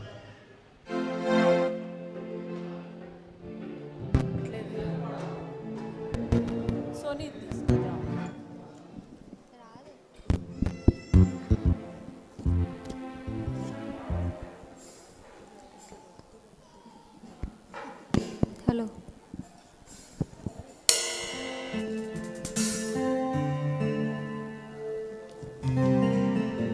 hello hello hello hello check.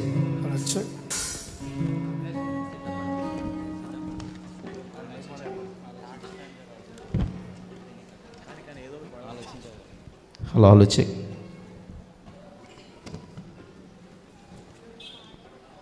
Song షీట్లో నుండి సాంగ్ నెంబర్ 3 పాడుకుందాం. ఆలోచించావా ఓ నేస్తం, ఆలోచించావా ఏ సమయంలో ఏమవుతుందో అని ఆలోచించావా అదా అనే అర్థంతో కూడిన పాట పాడుకుందాం. Hello hello hello check. Hello hello hello hello check. Hello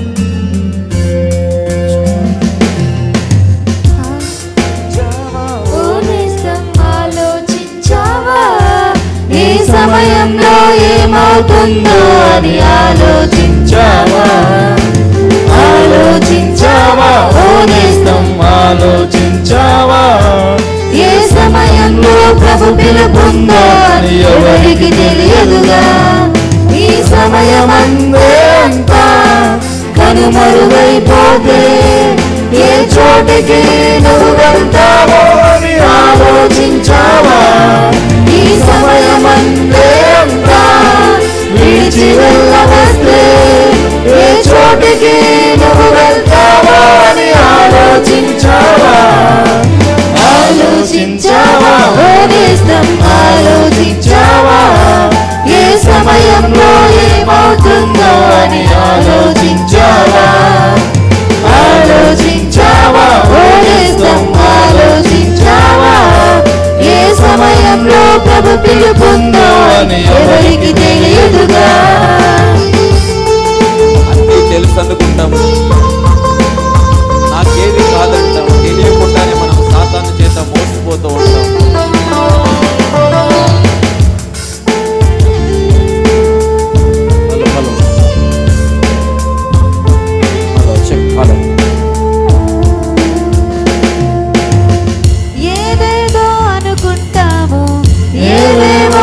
కలగంటాము, వ్యర్థమైన లోకాశలకు లోబడుతూ ఉంటాము.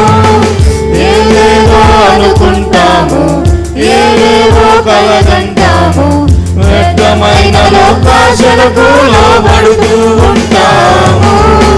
ప్రభు నిన్ను చూచుచున్నాడని, తన ప్రేమతో పిలుచుచున్నాడని తెలిసి కూడా ఎంతో నిర్లక్ష్యం. మేలుకో సోదరా, రానయ్యుందిగా ప్రభు రాకడా. మేలుకో సోదరి, రానయ్యుందిగా ప్రభు రాకడా. ఆలోచించావా ఓ నేస్తం, ఆలోచించావా ఏ సమయంలో ఏమవుతుందో అని ఆలోచించావా? ఆలోచించావా ఓ నేస్తం, ఆలోచించావా ఏ సమయంలో ప్రభు పిలుపుందో అని ఎవరికి తెలియదుగా. ఈ సమయమందే అంతా కనుమరుగైపోతే ఏ చోటికి నువ్వు వెళ్తావో అని ఆలోచించావా?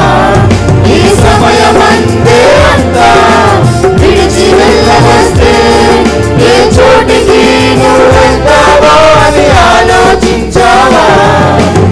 ఆలోచించావా ఓ నేస్తం, ఆలోచించావా ఏ సమయంలో ఏమవుతుందో అని ఆలోచించావా?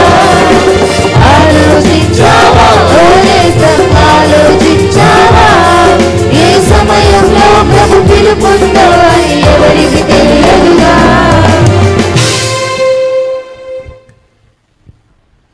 మంచిది.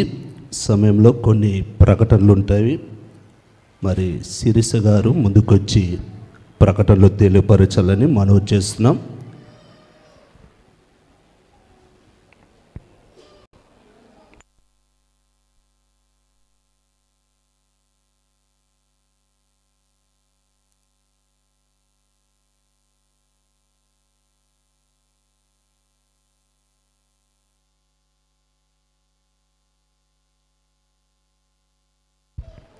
ప్రభునామంన కూడి వచ్చిన మీ అందరికీ వందనాలు తెలియజేస్తూ ఉన్నాను. మరి ముఖ్యంగా దేవుడు ఈ 32వ వార్షికోత్సవంలో భాగంగా చివరి రోజు మొదటి సెషన్ని పూర్తి చేసుకోవడానికి మనకు యొక్క ధన్యతనిచ్చినందుకు దేవునికి స్తుతి చెల్లిస్తున్నాం. అలాగే మన మధ్యకు మనం ఇన్వైట్ చేసిన అన్నగారిని బట్టి కూడా ఎంతగానో దేవుని స్తుతిస్తున్నాం. అన్న చక్కటి అంశాన్ని మనతో పంచుకున్నారు. మన ప్రయాస వేటి ఎందుందని, వ్యర్థమైనవి వ్యర్థం కానివని. అందుని బట్టి ఎంబీ పొటెన్షియల్ యూత్ తరపున ప్రత్యేకమైన వందనాలు తెలియజేస్తున్నామన్న. అలాగే ఈరోజు అధ్యక్షత వహించిన పాస్టర్ సుదర్శనం గారికి కూడా ఎంబీ పొటెన్షియల్ యూత్ తరపున ప్రత్యేకమైన వందనాలు తెలియజేస్తున్నాం సార్. అలాగే మన మధ్యలో కొన్ని అనౌన్స్మెంట్స్ ఉన్నాయి, గమనించండి. ఆఫ్టర్నూన్ సెషను మనకు ప్రాక్టికల్ టాక్ ఉంటుంది. దాన్ని లీడ్ చేయడానికి గాను స్పీకర్గా లక్ష్మణ్ అన్న ఉన్నాడు. కాబట్టి అందరూ తప్పకుండా, మనకు అంతకంటే ముందు మీల్స్ జరుగుతాయి కాబట్టి మనం వీటిని ఎంత తొందరగా కంప్లీట్ చేసుకుంటే నెక్స్ట్ సెషన్ని మనం స్టార్ట్ చేసుకోగలం. కాబట్టి మనకిప్పుడు లంచ్ ఉంటుంది కదా, లంచ్ని కూడా నిదానంగా కాకుండా త్వరగా చేసుకుందాం. అలాగే గర్ల్స్ వచ్చేసి లోపల కూర్చోండి, జెంట్స్ బయట వరండాలో కూర్చుంటారు. నీట్గా ఎక్కడ గలీజ్ చేయకుండా త్వరగా మనం ఈ యొక్క భోజనాలను కూడా కంప్లీట్ చేసుకుందాం. మరి ముఖ్యంగా అలాగే మనకు ఈ సెకండ్ సెషన్ తర్వాత అలాగే సాయంత్రం 7 గంటల నుండి 7 గంటల 30 నిమిషాల నుండి 3వ సెషన్ ప్రారంభమవుతుంది. కాబట్టి వాటికి కూడా మనం ప్రిపేర్డ్గా ఉందాం. ఈ యొక్క అంశాలని బట్టి thank you. One and all.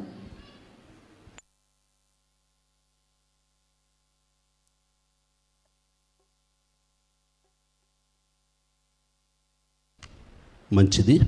ప్రకటనలో తెలియపరిచిన సహోదరికి మరి యూత్ పక్షమున ప్రత్యేక వందనాలు. మరి పాస్టర్ అమ్మగారు కొంత సమయం అడిగింది. మరి ఈ సమయాన్ని అమ్మగారికి అప్పగిస్తుంది.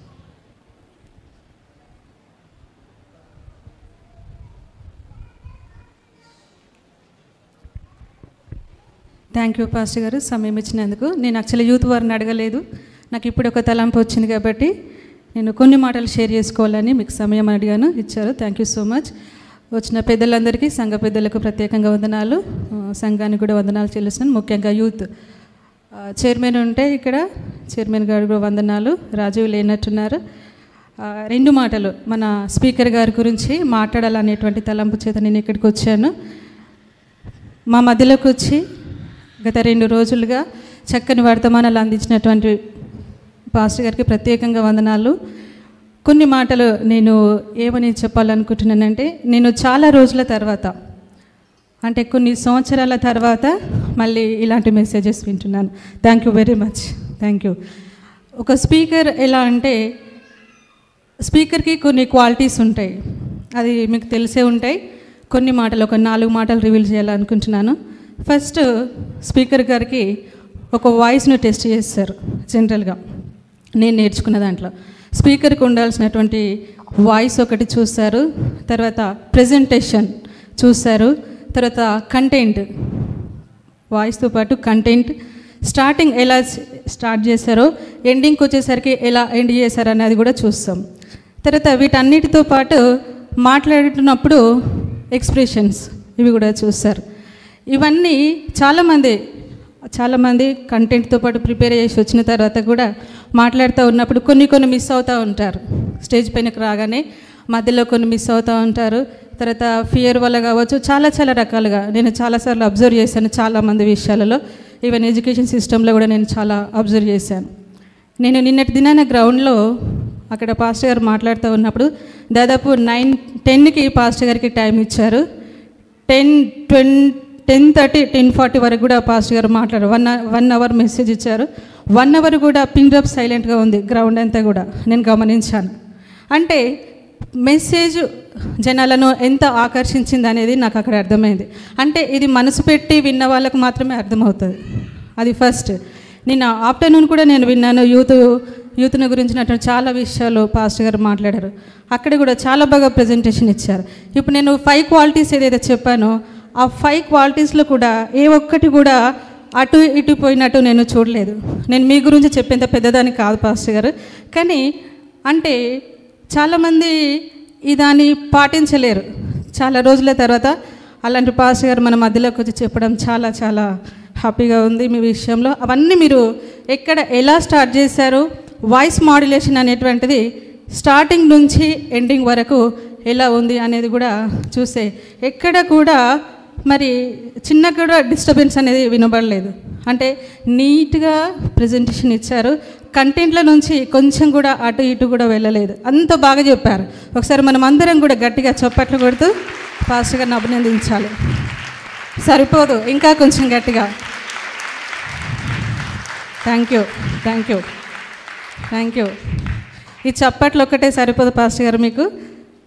మేము ఎంత కృతజ్ఞత చెల్లించినా మా యూత్, మా సంఘం ఎప్పటికీ కూడా ఈ మెసేజ్ అన్నిటినీ మీకు గుర్తుంచుకుంటారు అని అనుకుంటున్నాను.